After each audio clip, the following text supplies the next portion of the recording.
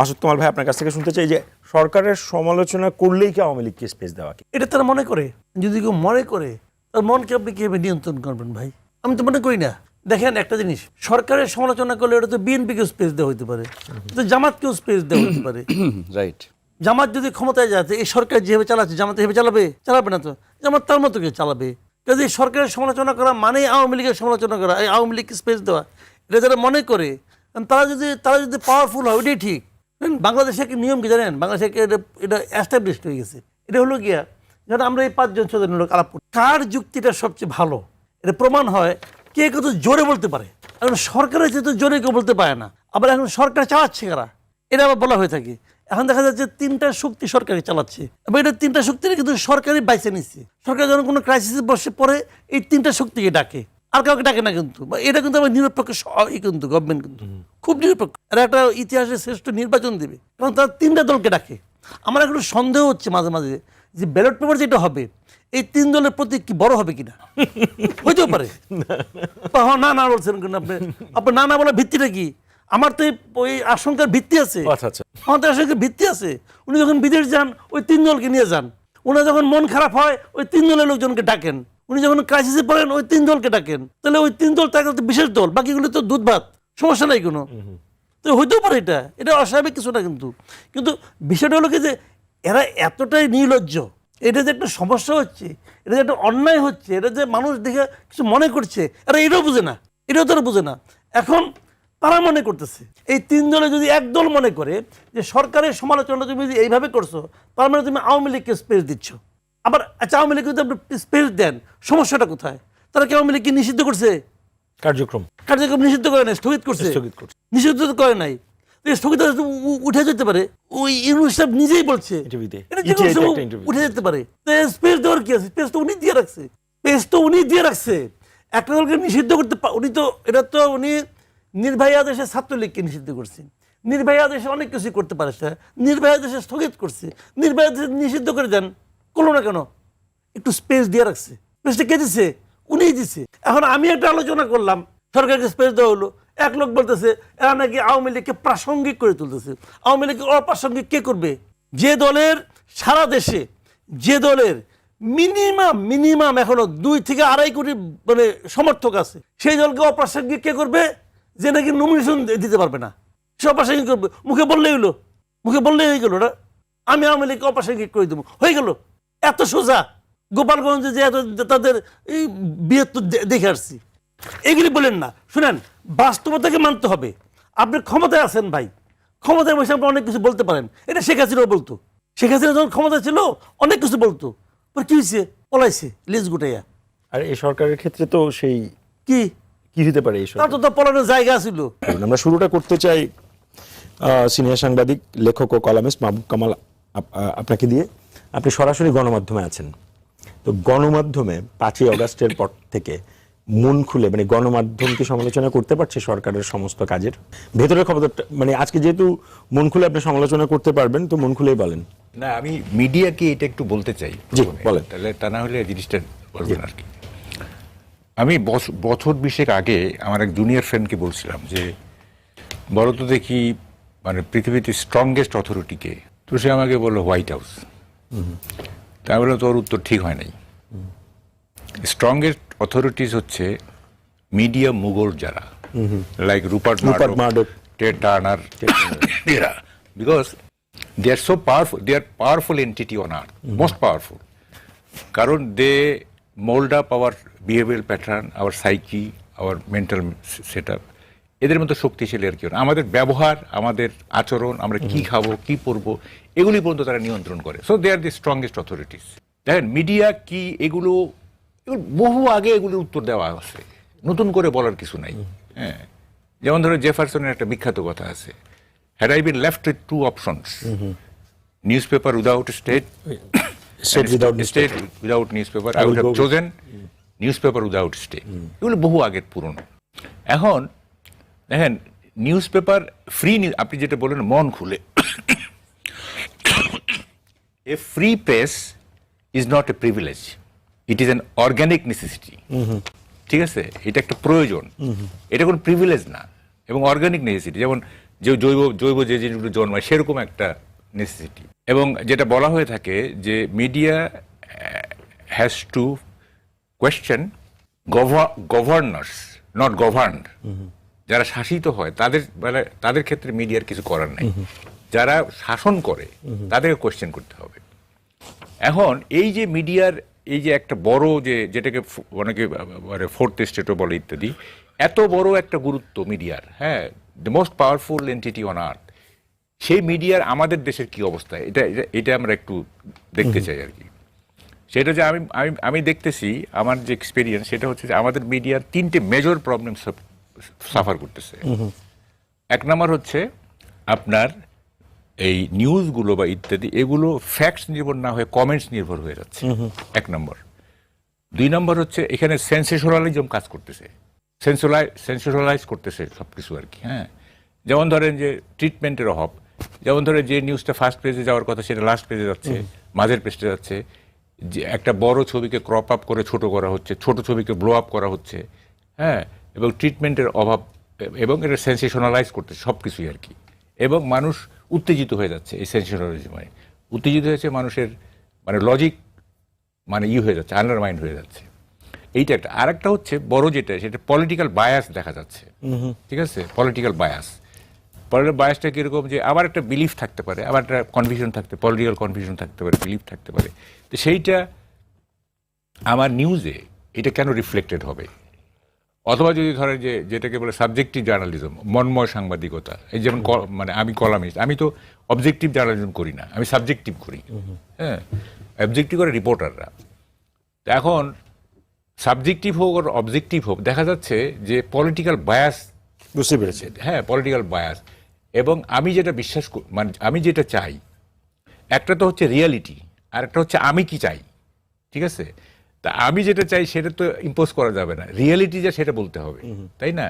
তো এইখানে দেখা যাচ্ছে যে রিয়েলিটিকে সারপাস করে যাচ্ছে আপনার যে রিপোর্ট করতেছে বা যে মিডিয়া, তার যে পলিটিক্যাল কনভিকশন, তার যে পলিটিক্যাল বিলিফ। হ্যাঁ, এইটা যে জায়গাটাতে আমি একটু আসতে চাই। আজকে আমরা যেহেতু বলেছি যে মিডিয়া 5ই আগস্টের পর থেকে সে খোলাখুলিভাবে ক্রিটিক করতে পারছে কিনা ক্ষমতাবানদেরকে, সেটা আপনি একটু যদি বলেন। না, আমি তো দেখি না যে মানে মিডিয়ার প্রধান দায়িত্ব কি? প্রধান দায়িত্ব হচ্ছে টু কোয়েশ্চেন অথরিটিস। সেটা করতে পারছে কিনা? পারছে না। আমি দেখতেছি মিডিয়া আপনার ঐতিহাসিকের দায়িত্ব নিছে, অথবা রিসার্চারের দায়িত্ব নিছে, অর্থাৎ গত 15 বছরে কি হয়েছে সেইটা রিসার্চ করতেছে, এবং যে কাজটা ইতিহাসবিদের, হ্যাঁ, সেই কাজটা মিডিয়া করতেছে, ঠিক আছে। ওগুলো তো this is a part of history. 16 বছরের যে রেজিম, এটা পার্ট অফ, এটা সেটেল জিনিস, টিরানি, এটা একটা দুঃশাসন ছিল, এবং 5ই আগস্টের মধ্য দিয়ে এই দুঃশাসনের অবসান ঘটছে, এটা সেটেল জিনিস। এইটা খুঁড়ে খুঁড়ে খুঁড়ে খুঁড়ে, হ্যাঁ, আপনার এই মানে ইতিহাস জার্নালিস্ট যদি ইতিহাসবিদের দায়িত্ব নেয়, তাহলে তার কাজটা কি করবে? এখানে দেখেন, এখানে ডিভিশন অফ লেবার দরকার। এই 16 বছর কি করছে, কি হয়েছে না হয়েছে, এগুলি হিস্টোরিয়ানরা দেখবে, এগুলি রিসার্চাররা দেখবে। আর আমি যে জার্নালিস্ট, আমার কাজ হচ্ছে একটু কোয়েশ্চেন অথরিটিস ইনক্লুডিং গভর্নমেন্ট, তাই না? ধন্যবাদ। আমি সেই জায়গায় আবারও আসবো আপনার কাছে দ্বিতীয় রাউন্ডে। আমি একটু মাসুদ কামাল ভাই আপনার কাছ থেকে একটু শুনতে চাই। আমরা যেটা দেখছি, আপনি তো মাঠের সাংবাদিকতা করেছেন, এখন আপনি টকশোগুলোতে কমেন্টও করেন, তো ক্রিটিক্যালি আপনি সরকারকে সমালোচনা করতে পারছেন কিনা? করে যাচ্ছেন? আমি তো করছি, কিন্তু আপনার বেশ কয়েকজন সহকর্মী, যেমন আনিস আলমগীরের কথাটাও যদি আপনি একটু বলেন।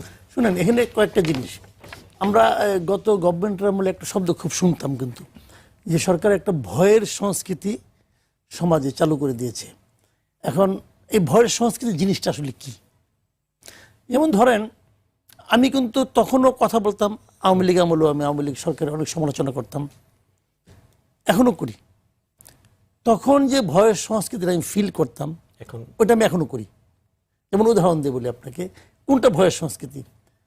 আমি যখন আগে কথা বলতাম না, আমাকে অনেক মেসেজ পাঠাতো, আমার আত্মীয় স্বজন আমাকে ফোন করতো, আমার বড় বোন দেশের বাইরে থাকে, উনি এখান থেকে ফোন করে বলতেন তুই এত কথা বলস কেন। আমার মেয়ে ফোন করে বলতো বাবা আর লোক নাই, তোমাকেই বলতে হবে কেন, বলতো। কিন্তু ওরা কেন বলতো? ওরা ভয় পেত যদি আমার কিছু হয়। এখন এই যে ভয়টা, এটাই কিন্তু ভয়ের সংস্কৃতি। মানে আমাকেই ভয় পেতে হবে তা কিন্তু না, আমাকে ঘিরে যারা আছে তারা যখন আমার কর্মকাণ্ড, যেটা আমার স্বাভাবিক কর্মকাণ্ড, যেটা মাহবুব ভাই বললেন যে মন খুলে সমালোচনা করে, এটা বলতে হবে কেন? আমি সমালোচনা করবো, এটা আমার অধিকার, না, পারছেন এবং না। আমি মন খুলেই বলবো, এটা অধিকার। ওনাকে বলতে হচ্ছে কেন? এবং উনি যখন বলছেন, বলে কি করছেন, একজন লোককে ধরে নিয়ে যাচ্ছেন। আমি আনিস আলমগীর কথা, আনিস আলমগীর তো আমার সঙ্গে প্রচুর আলোচনা করেছেন, আমার একটা প্ল্যাটফর্ম, এই অনুষ্ঠান সেই প্ল্যাটফর্মে সে প্রচুর আসতো, কথা বলতো। আনিস আলমকে ধরে, আনিস আলমকে অপরাধ কি ভাই? কথাই তো বলছে না, কথা তো বলছে, আর তো কিছু বলে না, আর তো কিছু করে নাই, কাউকে যেহেতু বা দিয়ে কোপ দেয় নাই, কোপ দিছে, কথা বলছে। এখন উনি কথা বলার মাধ্যমে ওনার বিরুদ্ধে সন্ত্রাস দমন আইনটা, যার এই আইনটা তাকে নিতে হইল, এবং কোন আইনে তাকে মামলা করবে এটা বোঝার জন্য তাকে 18 ঘন্টা থানায় নিয়ে ডিবি অফিসে বসায় রাখতে হইল। তারপর গবেষণা করে বাই করলো যে এই আইনে তাকে ফেলানো যায়। খালি এই যাতে এফআইআর একটু পড়ে দেখেন ভাই, ওই এফআইআর পড়লে যে কেউ লোক হাসবে যে এই কথা বলার জন্য উনি কোন টকশোতে কি বলছেন, কাকে নাকি প্রাসঙ্গিক করে তুলছেন, এগুলো বলা হচ্ছে। এর সঙ্গে সন্ত্রাস দমনের সঙ্গে কি সম্পর্ক? কি সম্পর্ক? তো সংবিধান তো আমাকে কথা বলার রাইট দিয়েছে। তো উনি আরেকজন আমাদের মানে প্রধান উপদেষ্টা দায়িত্ব নেওয়ার পর সেপ্টেম্বর মাসেই বলছিলেন আপনারা মন খুলে সমালোচনা করেন। সমালোচনা লাগে কথাই বলতে দেন না রে ভাই, আপনার সরকার তো কথায় সমালোচনা, তো আবার মন খুলে সেটা আপনি করতে দিবেন, কথাই বলতে দেন না মানুষকে, কথা বললেই ধমক দেন। এই সরকারের সবচেয়ে বড় উইপেনটা কি জানেন? মব। মব করে আটকে দিচ্ছে। আপনি বলছে আমি তো মব করি না, হ্যাঁ আপনি অর্ডার দিয়ে মব করেন না, কিন্তু মবকে আপনি এনকারেজ করেন। দেখেন আনিস আলমগীর, আমি, আব্দুল নূর তুষার একবার একটা রেস্টুরেন্টে এমনি খাইতে গেছিলাম। খাইতে যাওয়ার পর আমরা একটা ছবি তুললাম, সেই ছবিটা আনিস আলমগীর তার ফেসবুক পেজ, আমিও দেই নাই, আব্দুল নূর তুষারও দেয় নাই, আনিস আলমগীর ওর ক্যামেরাতে উঠাইছে, ওর ক্যামেরা দিচ্ছে। সেই ছবিটাকে দিয়ে এই পিনাকি ভট্টাচার্য একটা ক্যাপশন দিছে, আনিস আলমগীর গ্রেপ্তার হওয়ার ওই দিনই রইল বাকি 2। অর্থটা কি? না আনিস আলমগীর গেল, রইলাম, আমাদেরকে ধরতে হবে। অপরাধটা কি আমার? আমি কথা বলেছি, আমি কথা বলতে পারবো না? এটা কোনো ভয় দেখাচ্ছে তারা, নাকি হুমকে দিচ্ছে? এইটাই হলো ভয়ের সংস্কৃতি। এই ভয়ের সংস্কৃতি যেটা হাসিনার আমলে ছিল, সেই ভয়ের সংস্কৃতি অন্য চেহারায় এদের আমলে আছে। হাসিনা নিয়ে গুম করে ফেলাইতো, আর এরা নিয়ে রাস্তাঘাটে পিটায়। আমাকে যদি রাস্তায় আমি যাচ্ছি মনে করেন, আমি রাস্তাতে হাঁটাহাঁটি করি ভাই, এটা আবার বলতেছি, ওনারা যদি আমাকে পিটাতে পারে পিটাক, কোনো সমস্যা নাই। আমি রাস্তাতে কিন্তু হাইটেই চলি, আমার গাড়িটাই নাই, হাইটেই চলি। আমাকে যদি কেউ পিটায়, আমার কেউ ফিরাইতে আসবে না। পুলিশ থাকলে পুলিশে ফিরাইতে আসবে না। আসবে না কেন? ওই পুলিশও মবকে ভয় পায়। পুলিশ জানে আমি যদি মবকে ফিরাতে যাই তাহলে আমার শাস্তি হবে, ওদের কিছু হবে না। আপনি একটা কথা মাথায় রাখেন। একটা ঘটনা বলি আপনাকে, ধানমন্ডি 32 নম্বরের সামনে এক মহিলাকে, এক প্রৌঢ়া মহিলাকে এক তরুণী লাঠি দিয়ে পিটাইলো সবার সামনে। ভিডিও আমরা সবাই দেখলাম তো। পুলিশ কি করলো? যে মার খেলো তাকে নিয়ে জেলে ঢুকাই দিল, আর যে মারলো তাকে জিজ্ঞাসা করলো না তুমি কেন মারলা, তোমার কি হাত চুলকাচ্ছিল এই জন্য মারছো, কি ঘটনাটা কি বলো আমাদেরকে। জিজ্ঞেস করছে, কয় নাই। রাষ্ট্র কি ওই প্রৌঢ় মহিলাকে, তার কি অপরাধ, কি সমাচার, যদি সে ধর্মাভিষেক মারাত্মক কোনো অপরাধ করছে, তাকে কি ওই লাঠিতে পিটানোর এখতিয়ার তার আছে? যখন এখতিয়ার বিহীন পিটাচ্ছে, ওটি তো মব। ওই মবকে রাষ্ট্র উৎসাহ দিচ্ছে। এটা হলো ডক্টর ইউনূসের এই মুহূর্তে সবচেয়ে বড় স্ট্রেংথ। আমি আবার আপনার আসবো। আমি একটু জবানের সম্পাদক রেজাল্ট করিম রনি আপনার কাছে একটু শুনতে চাই। জবানের অবস্থা কি? জবান কি ঠিক আছে তো? মন খুলে বলা যাবে তো? জি জি। ওকে, মানে সমালোচনার সমার্থক কি কালচারাল ফ্যাসিস্ট নাকি? জি ধন্যবাদ। যে যেখান থেকে আমাদের দেখছেন শুনছেন সবাইকে আমার সালাম এবং শুভেচ্ছা। দেখেন, আমরা গোড়ায় গলত করে ফেলতেছি। সমালোচনা স্বাধীনতা বইলে কিছু নাই, অবাধ সমালোচনা বইলেও কিছু নাই। আপনার মত প্রকাশের স্বাধীনতার সাথে একটা জিনিস গুরুত্বপূর্ণ, সেটা হলো আপনার বিখ্যাত লেখক ফাঙ্ক ফুরিদির একটা বই আছে অন টলারেন্সি। টলারেন্সি first, democracy second. আপনার ধরেন কামাল ভাইয়ের সাথে আমার বক্তব্যের 100% পার্থক্য আছে, আমি 100% বিরোধিতা করি, কিন্তু উনি ওনার বক্তব্য দিবে, আমি আমার বক্তব্য দিব, তারপরে ডেমোক্রেসির কথা বলবো, এবং দুইটাই বক্তব্যটা দিতে পারতে হবে। হ্যাঁ, এবং উনি ওনার বক্তব্য যেটা দিচ্ছে এটা আমি 100% বিরোধিতা করি, কিন্তু এটা ঠেকানোর যদি কোনো আয়োজন করা হয় আমি তার প্রতিবাদে নামবো। যদিও আমি তার 100% বিরোধিতা করি, কিন্তু নীতি হইল কি, ওই আমার বিরুদ্ধ মতটা দমন করার জন্য যখন কোনো অথরিটি দাঁড়াবে, আমি আমার বিরুদ্ধ মত, সেই মতটার অবাধ প্রকাশের স্বার্থে সুবিধার্থে আমি আন্দোলনে নামবো। এটা হলো ডেমোক্রেটিক প্রিন্সিপাল। কিন্তু এখানে গণ অভ্যুত্থানের মধ্য দিয়ে একটা ঘটনা ঘটে, এই প্রিন্সিপালটা রিনিউ হয়, সোশ্যাল কন্ট্রাক্টটা চেঞ্জ হয়ে যায়। তো ফলে তখন কি ঘটে, তখন যেটা ঘটে, যেমন ধরেন ওই বিগত 15 বছর ধরেন আমি হাসিনার গুণগান গাইলাম, হাসিনার প্রশংসা করলাম। এবার 5 তারিখের পরে আমি আইসা তারেক রহমানের গুণগান, খালেদা জিয়ার গুণগান, প্রশংসা শুরু করে দিলাম। হ্যাঁ, আমার কি মত প্রকাশের স্বাধীনতা থাকা উচিত কিনা? উত্তর হলো না। কারণ মত প্রকাশের স্বাধীনতা অলওয়েজ প্রিকন্ডিশন একটা মোরাল এজেন্সি প্রিসাপোজ করে। কথাটা বাংলায় সহজ করে কই, আমি 15 বছর দালালি করার মধ্য দিয়ে আমি আমার মোরাল এজেন্সি নষ্ট করে ফেলছি, মোরাল এখতিয়ার নাই হয়ে গেছে। আমি কোনো অপরাধ করি নাই, কিন্তু আমি কিন্তু লুটপাটের সাথে জড়িত না, আমি গুম খুনের সাথেও জড়িত না, আমি জাস্ট হাসিনা ইমান রাখছি, আমি জাস্ট মুজিব স্যার, অন্য কিছু বুঝি না। কিন্তু গণঅভ্যুত্থানের মধ্য দিয়ে যেহেতু এটা পরাজিত হয়েছে, ফলে আমার মোরাল এজেন্সি কলাপস হয়েছে। কারণ আমার যে বিশ্বাস, আমার যে এখতিয়ার, আমার যে আবেগ, এটাও পরাজিত হয়েছে। ফলে আমার কাজ হলো এটা রিয়েলাইজ করা, প্রথমত এই গণঅভ্যুত্থানের ফলে যে নিউ রিয়ালিটি, নতুন সোশ্যাল কন্ট্যাক্ট তৈরি হয়েছে, এটাকে আত্মস্থ করা। এটা আত্মস্থ করা, আপনি যে কেসটার কথা বলতেছেন, আপনি একদম গুনে গুনে এই ধরনের বলতে পারবেন কয়টা কেস? আমি বলতেছি আপনাকে, ধরেন 15 বছর আপনার ওই রেজিমের গুণগান গেয়ে এখন আপনার 360 ডিগ্রি ঘুরে বর্তমান রেজিমের গুণগান গাইতেছে, এরকম আপনি কয়টা কেস দেখাইতে পারবেন? যদি একটা কেসও থাকে ডেঞ্জারাস, এটা অ্যালাউ করা যাবে না। না, কেন সেটা তো অ্যালাউ করা যাবে না? বলতেছি। কেন অ্যালাউ করা যাবে না? এইটা হইলো কি, সমাজে কোনো চরিত্রবান লোক তৈরি হবে না। এটা আমি বলতেছি না যে ওই লোকটাকে দমন করতে হবে, দমন করাটাই আমাদের কল্যাণ বয়ে আনবে না। কেন করা যাবে না? করলে যেটা হবে কি, আমি আওয়ামী লীগের সময় আওয়ামী লীগ, বিএনপির সময় বিএনপি, জামাতের সময় জামাত, কোনো চরিত্র তো নাই রে ভাই। চরিত্র ছাড়া একটা নেশন দাঁড়ায় না। আওয়ামী লীগ করছেন আপনি, ওকে আওয়ামী লীগ ডিফেন্ড করবেন আপনি, আপনি কোনো অন্যায় করেন নাই তো, অপরাধ করেন নাই, সমস্যা কি আপনার আওয়ামী লীগকে ডিফেন্ড করতে? কিন্তু না, এখন আপনি জিয়া পূজারি, এখন আপনি তারেক রহমানের প্রশংসাকারী। তাহলে কি আপনি এই যে লুটপাটের সিন্ডিকেট গড়ে উঠছিল, যে কালচারাল ইন্ডাস্ট্রি, কালচারাল ফ্যাসিজমের কথা যেটা আপনি বললেন, এটা কিভাবে গড়ে উঠছিল? সেটা কি আসলে কোনো কালচারাল কর্মী ছিল? তারা আওয়ামী লীগের গুন্ডা পান্ডায় পরিণত হয়েছিল।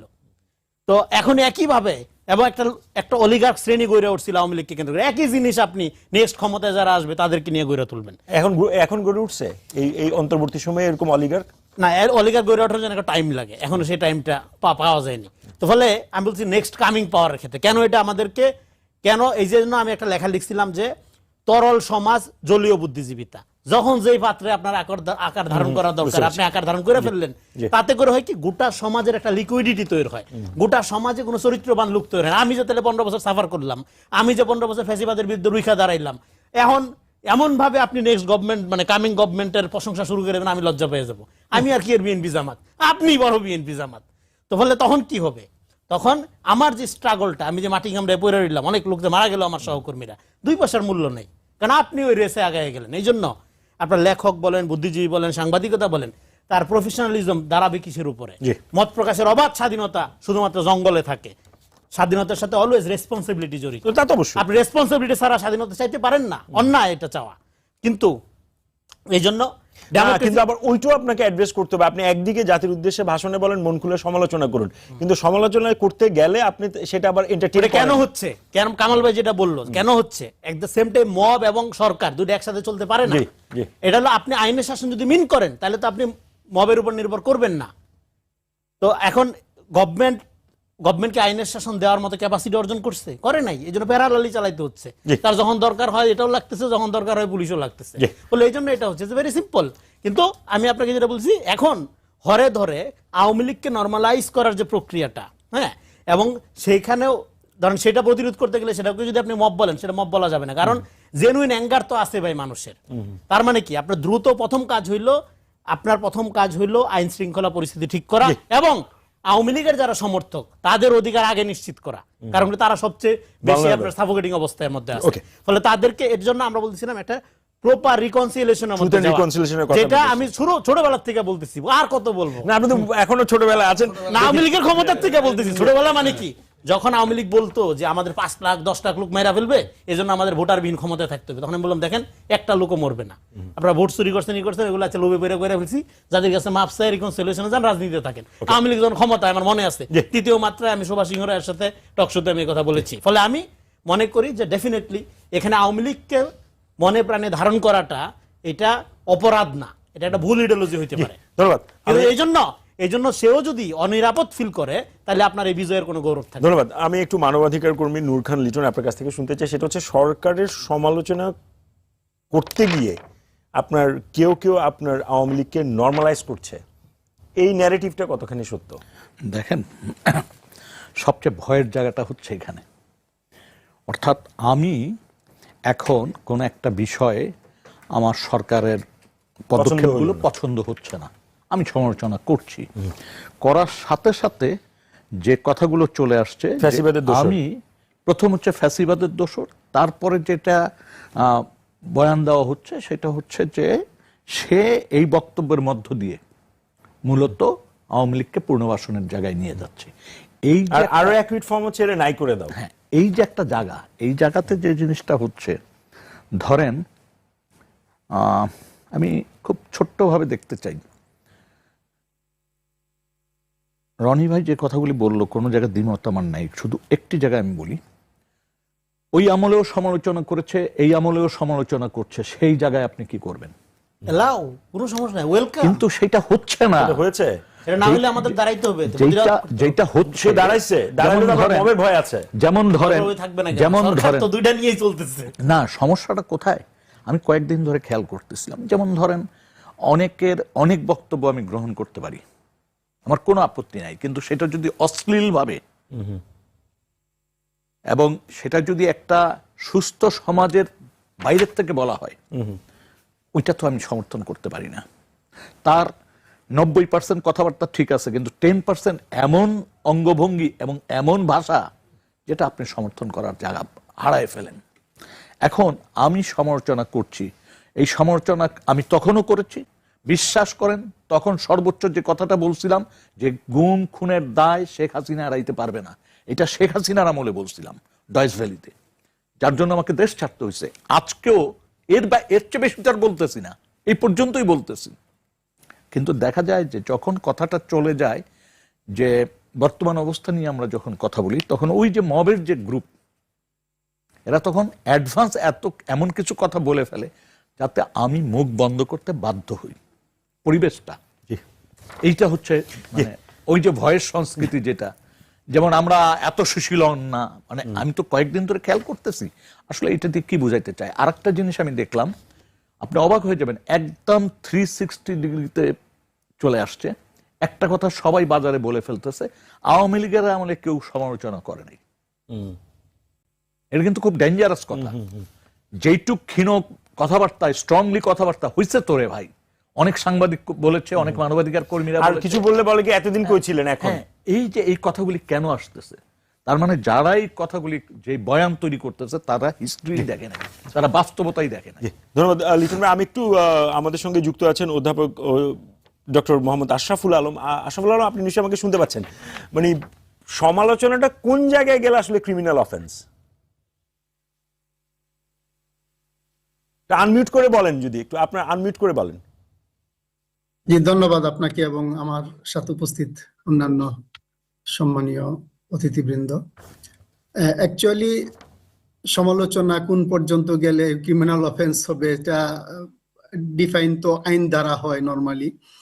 যখনই সমালোচনাটা এরকম পর্যায়ে চলে যাবে যেটা হচ্ছে রাষ্ট্রীয় আইন, আমাদের যে বিধিবদ্ধ আইন আছে, রাষ্ট্রীয় আইন লঙ্ঘন করবে, অন্যের অধিকার খর্ব করবে, সেই ক্ষেত্রে গেলে তো নিশ্চয়ই সেটা অপরাধ হবে। তো সমালোচনা নিশ্চয়ই গঠনমূলক সমালোচনা যদি হয়, আইনকে লঙ্ঘন না করে, অন্যের অধিকার খর্ব না করে, অন্যকে বিপদে না ফেলে, সেই ধরনের সমালোচনা তো থাকতেই হবে। সেটা তো আর তখন ক্রিমিনাল অফেন্স হিসাবে ট্রিট করা যাবে না। তবে আমরা যে যাই বলি না কেন, আমরা তো জানি যে বিভিন্ন তাত্ত্বিকের কথা যদি আমরা চিন্তা করি, যে আমরা যতই বলি যে আমরা স্বাধীনভাবে চলতে পারি, আসলে কিন্তু অ্যাজ এ হিউম্যান বিং হিসেবে আমরা স্বাধীনভাবে জন্মগ্রহণ করেছি সত্য, বাট আমরা প্রতিটা ক্ষেত্রে শৃঙ্খলিত। এটা অনেক আগে, আরো 300 বছর আগে বিভিন্ন দার্শনিক বলে গেছেন, যেমন যাজক রুশো এই কথা বলেছেন। তো সেই ক্ষেত্রে চিন্তা করলে যেমন ডেমোক্রেসি, আপনি যদি ডেমোক্রেসিটা যদি প্রকৃত পক্ষে প্রপারলি প্র্যাকটিস না হয়, সেই ক্ষেত্রে আপনি সমালোচনা, অন্যরা এই যে একটু আগে আমাদের একজন বললেন যে টলারেন্স, ডেমোক্রেসি প্র্যাকটিস সঠিক না হলে টলারেন্সটাও থাকবে না, টলারেন্স না থাকলে ডেমোক্রেসিও এস্টাবলিশ হবে না। তো দুইটাই ওতপ্রোতভাবে জড়িত। কাজে যখন ডেমোক্রেসি, আমরা ওয়েস্টার্নে আপনি যে কোনো কথা বলতে পারেন, কিন্তু বাট এটা হচ্ছে, আমি একটু আগে যেটা বললাম যে সমালোচনার একটা লিমিট কিন্তু আমাদের আছে, আমাদের কালচার, আমাদের পলিটিক্স, আমাদের রিলিজিয়াস বিলিফ, অনেক কিছুর মাধ্যমে কিন্তু আমরা এমনিতেই শৃঙ্খলিত। সেখানে কিন্তু কথা বলতে গেলে আমাদেরকে অনেক কিছু ভেবেই বলতে হয়, তারপরেও যতটুকু যৌক্তিক সমালোচনাটুকু করার অধিকার এজ এ হিউম্যান বিং আমাদের সবারই। ধন্যবাদ প্রফেসর আশরাফ। আমরা বিরতিতে যাচ্ছি, তবে বিরতিতে যাওয়ার আগে আপনার অধ্যাপক সৈয়দ আব্দুল আজিজ, আপনাকে একটা প্রশ্ন রেখে গেলাম, সেটা বিরতির পরে এসে শুনবো। প্রশ্নটা হচ্ছে, মবক্রেসি আর ডেমোক্রেটিক আকাঙ্ক্ষা একসাথে চলতে পারে কিনা? যখন মব চলে এবং একই সাথে আপনি গণতন্ত্রের পথে ফেরার আকাঙ্ক্ষা রাখেন, তো এই দুটো প্যারালালে গিয়ে কোন জায়গায় গিয়ে আপনি পৌঁছান শেষ পর্যন্ত? ধন্যবাদ। এবং আমি আরেকটা ধন্যবাদ জানাই এজন্য যে আমার মনে হয় প্রচলিত দলীয় বা রাজনৈতিক আলোচনার বাইরে একটা মুক্ত আলোচনার মনে হয় যে, এই কারণে তো মন খুলে এই মুক্ত আলোচনার একটা বিষয় মনে হয়। এবং আমরা যারা এখানে আছি সবারই কিন্তু আমাদের মনে হয় যে একটা ইন্টিগ্রিটি আছে, সেটা হলো আমরা কোনো দলীয় প্রতিনিধিত্ব করি না এবং আমরা দেশের ফ্যাক্টগুলোকেই বিশ্লেষণ করি আমাদের দৃষ্টিভঙ্গি নিয়ে। আমাদের প্রত্যেকের একটা নিজস্ব দৃষ্টিভঙ্গি আছে। আমি আপনার এই আলোচনার একটা ছোট্ট একটু আমার মতবিরোধ আছে। মব জিনিসটা কি এবং আসলেই কি বর্তমানে মব চলছে, এই জায়গায় আমার দ্বিমত আছে। আমরা একটু গোড়ায় যদি হাত দেই, আসলে জুলাইয়ে কি ঘটনা ঘটেছে এটা নিয়ে কিন্তু আমাদের বিশেষ করে রাজনৈতিক মহলের একটা সংজ্ঞায়নের সমস্যা আছে। এটা কি নর্মাল কোনো রাজনৈতিক ক্ষমতার পালাবদল? এটা কি কোনো গণ অভ্যুত্থান? এটা কি কোনো বিপ্লব? আমি বলবো আমি এটাকে বিপ্লব হিসেবে দেখতে চাই। বিপ্লব মানে ওই যে সুকান্ত ভট্টাচার্যের সেই কমিউনিস্টদের দেওয়াল লেখা ছিল না, বিপ্লব মানে প্রসব বেদনার যন্ত্রণা। আমি বলবো আপনি বিখ্যাত দুটা বই আছে, হান্না একটা বই আছে 1963 অন রেভলিউশন, এবং হান্টিংটনের কে আমরা জানি হলো এই ক্লাস অফ সিভিলাইজেশনের, কিন্তু তার একটা বই আছে চেঞ্জিং সোসাইটিজ নামে, political order in changing society. এখানে কিন্তু একটা বিপ্লবকে পরিপূর্ণতার জন্য 5টা শর্ত লাগে। জনগণের অংশগ্রহণের মাত্রা কেমন ছিল, প্রভাবশালী অর্থাৎ নিরাপত্তা বাহিনীর ভূমিকা কি ছিল, কি পরিমাণ সেখানে আপনার ক্ষয়ক্ষতি হয়েছে, এই 5টা ক্রাইটেরিয়াই জুলাই বিপ্লব সম্পন্ন করে। কিন্তু একটা বড় ঘাটতি আছে, পৃথিবীর যতগুলো বিপ্লব হয়েছে বিপ্লবের একটা নেতৃত্ব থাকে, একটা নেতৃত্বকারী রাজনৈতিক দল থাকে, কিন্তু এটাকে আমি বলি একবিংশ শতকের একটা প্রযুক্তি নির্ভর, একটা অসংগঠিত কিন্তু ব্যাপক তরুণ সম্প্রদায়ের একটা সম্মিলিত আকাঙ্ক্ষার মাধ্যমে বিপ্লব। অসংগঠিত যে বলছেন, যিনি অন্তর্বর্তী সরকারের দায়িত্ব নিয়েছেন, তিনি দায়িত্ব নিয়ে বলেছেন ইট ওয়াজ ভেরি মেটিকুলাস। এটা আমরা এখন এটা আপনার সংজ্ঞায়ন। আচ্ছা, আমি আমার কথাটা যদি এভাবে বলি, এটা নিয়ে ভবিষ্যতে অনেক গবেষণা হবে এবং তারপরে আমরা হয়তো একটা থিত হবে। কিন্তু আমি মোটা দাগে বলতে চাই, যদি মিনিমাম আমরা এইটাকে যদি বিপ্লব হিসাবে যদি বিবেচনা করি, হাইপোথেটিক্যালি করি অথবা আমরা বাস্তবেই আমরা যদি করি, তাহলে এই বিপ্লবের কিছু যন্ত্রণা থাকবে। তার অন্যতম একটা জায়গা আমি বলি যে যখন 5ই আগস্টের থেকে 8ই আগস্ট এবং 8ই আগস্টে যখন ক্ষমতায় আসলো, একটা রাষ্ট্র চলে তার কতগুলো প্রতিষ্ঠান, তার কতগুলো অঙ্গ দ্বারা, এর কোনো কিছুই কার্যকর ছিল না। একটা শূন্যতার মাঝে আমাদের রাষ্ট্রটা বিরাজ করেছে। এখন প্রশ্ন, এর আগে আলোচনাতেও আমরা এই ডিবেটটা করেছি, উনিও একটা আলোচনায় বলেছিলেন আমাদের মাহবুব কামাল ভাই, সেটা হচ্ছে আমরা কিছুদিন সময় দিলাম। সময়টা কত? পৃথিবীর সকল বিপ্লব বিশ্লেষণ করে বলেছে পৃথিবীতে যত বিপ্লব সাধিত হয়েছে, বিপ্লব সাধনের পরে মিনিমাম যেটা ইরানে ঘটেছে 6 বছর সময় লেগেছে রাষ্ট্রের স্থিতিশীল একটা নর্মালাইজেশন প্রক্রিয়ায় আসতে। সেখানে আমাদের টার্গেট হয়েছে, ধরেন যদি ফেব্রুয়ারিতে যদি আমরা কিন্তু এখন একটা নর্মালাইজেশনের দিকে যাচ্ছি। আকাঙ্ক্ষা, এই যে যেটা ডেমোক্রেসি বলছেন, আমাদের আকাঙ্ক্ষা, এটাকে ধরে নিতে হবে বিপ্লব পরবর্তীতে যে এই বিপ্লবের যে মানে প্রতিক্রিয়া এবং বিপ্লবের যে বৈশিষ্ট্য, এটাকে যদি মব বলেন, আমি এটার সাথে পরিপূর্ণরূপে দ্বিমত করবো এই অক্ষে যে এই যে তরুণরা কোনো রাজনৈতিক দলের নেতৃত্ব হয়নি, এটা তরুণদের একটা বৈষম্য বিরোধী আন্দোলনের মধ্যে দিয়ে ঘটনা প্রবাহের দ্বারা এটাকে একটা ঘটনা এইটা হয়েছে। তার মানে এরকম সম্পূর্ণ প্রশ্ন, আপনারা যেটাকে মব বলছেন, আমি বলছি না, মোমেন্টামটা আমি একটু আমি একটু প্রশ্নটা সম্পূরকটা করে রাখি। মানে আপনি যেটাকে বলছেন বিপ্লবের পরের প্রসব বেদনা, মন খুলে সমালোচনা করতে যদি না পারে তাহলে সেটা কি আমি ধরে নিব যে আমি এই জায়গাটাই আসছি, কিন্তু আমি ওই জায়গাটাই আমি লাস্ট যে জায়গাটাই আসতে চাই সেটি হচ্ছে এই বিপ্লব পরবর্তীতে, বিপ্লবের আগে যেটা আমাদের রনি ভাই যেটা বললেন, আমি বলবো কেউ কেউ এটা উপমা দিয়েছেন প্রফেসর ইউনুস, উনি সেফলি ল্যান্ডিংটা করেছেন এবং আকাশে একটা দুর্ঘটনা ঘটেছে, পাইলট স্ট্রোক করেছে, হঠাৎ করে একজন যাত্রী যে কিন্তু হ্যান্ডেলে বসে তিনি সেফলি ল্যান্ড করেছেন। কিভাবে বলবো, কয়েকটি জায়গায় অর্থনীতিতে দেশ দেউলিয়া হয়ে যাচ্ছিল, আস্তে আস্তে প্রশাসনিক এখনো যে প্রশাসন চলছে, আপনি যদি 2001 সালে নির্বাচন বলেন, প্রথমে এসেই জাস্টিস লতিফুর রহমান পুরো প্রশাসনে একটা মেসেজ দিয়েছেন, 1 ঘন্টার মধ্যে অর্ডার জারি করেছেন, কিন্তু ওই প্রশাসনকে নিয়েই তো এই সরকার তো যাত্রা শুরু করেছে। ওই প্রশাসন আছে, আমি নিজে আমি তো একটা ডিপার্টমেন্টের সাথে আমার খুব ক্লোজ আমি আছি, আমি জানি প্রশাসনের ভিতরে চেহারাটা কি।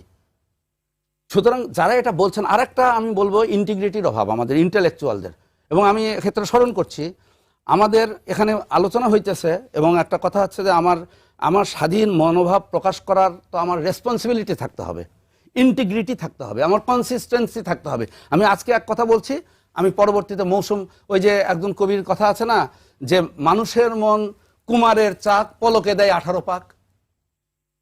বাঙালির হচ্ছে আমরা 6 ঋতুর দেশ, আমাদের প্রতি মুহূর্তে মুহূর্তে আমাদের বয়ান পরিবর্তন হয়। এবং আমি এই কথাটা শেষ করতে চাই, হাদির ঘটনাটা একটা টেস্ট কেস ছিল। যারা অস্থির করতে চায়, নির্বাচনকে বানচাল করতে চায়, রাষ্ট্রকে আরো অস্থির, এটা টেস্ট কেস ছিল। এবং এই ক্ষেত্রে হাদির ঘটনাকে আপনি যেভাবেই বলেন না কেন, এরপরে আমি প্রতীকীভাবেই হই, আমি যদি হাদির ঘটনাটাতে আমি উল্লাস, আমার মনোভাব প্রকাশ করি, রাষ্ট্রের দায়িত্ব কিন্তু নাগরিকের নিরাপত্তা, যেখানে পুরো রাষ্ট্র অনিরাপদ অবস্থায় যাচ্ছে, রাষ্ট্রকে আরো কঠিন হতে হবে। আমার স্বাধীনতা মানে স্বেচ্ছাচারিতা নয়, স্বাধীনতা, মত প্রকাশের স্বাধীনতা আর স্বেচ্ছাচারিতার মধ্যে অবশ্যই পার্থক্য করতে হবে। ধন্যবাদ। এটা হচ্ছে আমার কথা নিয়ে। আমি আরেকটু কথা পরবর্তী আমি একটু আবারও মাহবুব কামাল ভাই আপনার কাছ থেকে শুনতে চাই। সেটা হচ্ছে কেউ কেউ বলছে সরকার এতটা লিবারেল যে যার বিরুদ্ধে আপনি যার পদত্যাগ চাইছেন তাকে আপনি পাশে রেখেই পদত্যাগটা চাইছেন। আপনি দেখেছেন যে এটা কি খুব সরকারের উদার নীতি বলা যায় কিনা? আচ্ছা, আমি খুব দ্রুত কথা বলবো। এইটাতেই বলতে হবে। এই জায়গাতে কিছু পয়েন্ট আছে। না, আগে আমার প্রশ্নটার উত্তরটা দিয়ে তারপর বলেন। আমি এটা দর্শকদের প্রশ্ন এটা বলতেছি, আমি এটা একটু ইয়ে করি। যেমন উনি বললেন যে ওই ট্রুথ রিকনসিলিয়েশন না, আমি 10 বছর যাবত রিকনসিলিয়েশন, ট্রুথ অ্যান্ড রিকনসিলিয়েশন এবং পিয়ার সিস্টেম, এইটা 10 বছর যাবত আমি প্রভোগেট করছি টেলিভিশনে, ঠিক আছে? আচ্ছা, মবের ব্যাপারটা একটু বলি, যেহেতু এখানে আসছে। দেখেন, মবকে যখন আপনার শফিকুল আলম যখন প্রেশার গ্রুপ বললেন, তখন আমি একটা টেলিভিশনে 2টা ডিস্টিংশন, মানে এটাকে ডিফারেন্সিয়েট করছি। আপনার মব হচ্ছে আপনার disorderly riotous crowd to achieve a particular goal, এটা হচ্ছে মব। দেখেন, মব যদি 50,000 লোক হয় তাহলে কিন্তু সেটা মব না, ঠিক আছে? That is a political movement অথবা অন্য কোনো মুভমেন্ট। এটা যদি ধরেন 1000, 500 থেকে 1000 হয়, সেটা মব হইতে পারে, হ্যাঁ। কিন্তু যেটা 50,000 হয়ে যায়, এটার মব হবে না, ঠিক আছে? এটা একটা মুভমেন্ট হবে আর কি। আচ্ছা, এখন এই যে বলতেছেন না যে এই যে প্রেশার, এটা প্রেশার গ্রুপ না। প্রেশার গ্রুপের একটা সংজ্ঞা আছে, পলিটিক্যাল সায়েন্সে প্রেশার গ্রুপের সংজ্ঞা আছে। প্রেশার গ্রুপ হচ্ছে an organized entity that influences government to change its policies and decisions, এবং they can't take part in the political process, in the electoral process তারা করতে পারে না। গভর্নমেন্টের ডিসিশন এবং ইয়েগুলি চেঞ্জ করার জন্য একটা প্রেশার দেয়, সেটা প্রেশার গ্রুপ। অথচ শফিকুল আলম বলতেছেন যে এই যেগুলি হচ্ছে সেগুলি নাকি প্রেশার গ্রুপ। প্রেশার গ্রুপ হচ্ছে disorderly riotous crowd to achieve some particular goal. এটা ডিফারেন্সিয়েট বুঝতে হবে। দেখেন, এই যে এগুলি না, এগুলি মানে আপনার যে অল্প সময় কিছু হয় না। এই যে আরেকটা জিনিস আমি টাচ করি, সেটা হচ্ছে যে মাসুদ কামাল ভাই সেটা উনি যেটা বললেন যে কিভাবে আনিস আলমগীরকে ইয়ে করা হয়েছে। দেখেন, মানে এটা যে সভ্য সমাজ হইতো তাহলে কি হইতো? ধরেন আনিস আলমগীরের বিরুদ্ধে যে অভিযোগ আনা হয়েছে এটার মেরিট নিয়ে আমি পরে কথা বলছি, মেরিট আছে কি না সেটা পরে। কিন্তু এটা যে সভ্য সমাজে কি হতো জানেন, প্রথমে পুলিশের লোক আনিস আলমগীরকে, যেহেতু আনিস আলমগীর প্রথম সারির জার্নালিস্ট, তাকে ফোন করতো, করে তার একটা অ্যাপয়েন্টমেন্ট চাইতো যে আমি কি আপনার সঙ্গে কথা বলতে পারি। তারপর উনি অ্যাপয়েন্টমেন্ট দিতেন, যাইতো। পুলিশ অফিসে যাওয়ার সময় কি করতো জানেন, কিছু চকলেট নিয়ে যেত, কারণ তার সন্তানরা যদি ভয় পায়, তার সন্তানীদেরকে মানে ইয়ে করার জন্য, আশ্বস্ত করার জন্য, নিউট্রালাইজ করে কিছু চকলেট নিয়ে যেত।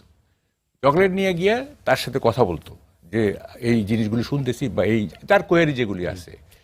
তারপরে যদি সে মানে স্যাটিসফাইড না হইতো, তাহলে তাকে বলতো যে সরি, আপনাকে আমাদের সাথে যাইতে হবে, ঠিক আছে।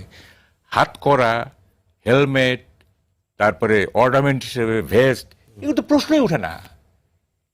Is a journalist of the মানে কি ফ্রন্ট লাইনের জার্নালিস্ট, সে, তাকে হাত করা পরানো হবে, তাকে হেলমেট পরানো হবে, তাকে মানে এখানে মানে একটা অর্নামেন্ট দিবে আর কি, ভেস্ট, হ্যাঁ, এগুলো তো প্রশ্নই উঠে না, তাই না? এবং সে হাত করা কাকে পরানো হয়? যার পালানোর টেন্ডেন্সি আছে, যা মনে করতে পারে যে সে পালাইতে পারে, তাকে কেন হাত পরানো হবে? এটাতে ইট ইজ এ ডিসগ্রেসফুল।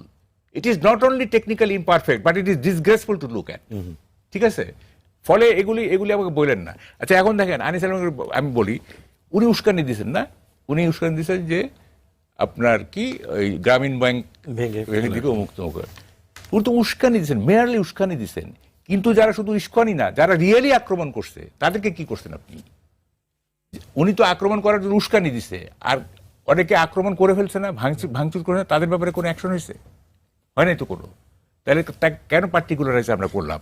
আচ্ছা, গেল এটা। তারপরে দেখেন আনিস আলমগীর সরকারের সমালোচনা করছেন না, করেছেন, আমিও করছি, যথেষ্ট করছি এবং বিটারলি করছি। কেন করছি? ইউনূস সাহেব বলছেন যে মন খুলে কথা বলেন, আমি বিশ্বাস করছি তাকে, আই ট্রাস্টেড অন হিম, আমি তাকে বিশ্বাস করছি। তাহলে এখন আমি দেখতেছি যে ওই যে কি জুলাই সনদ পাশ হওয়ার পরে বর্বর থেকে সভ্য হয়ে গেলাম, সেটা যেমন একটা ফালতু কথা, এই তার যে মন খুলে কথা বলে, এটাও একটা ফালতু কথা। কারণ বিশ্বাস করে কথা বলার জন্য যদি আনিস আলমগীর এইভাবে মানে হয়, তাহলে তো তার বিশ্বাসভঙ্গ হয়ে গেল। এটা গেল একটা।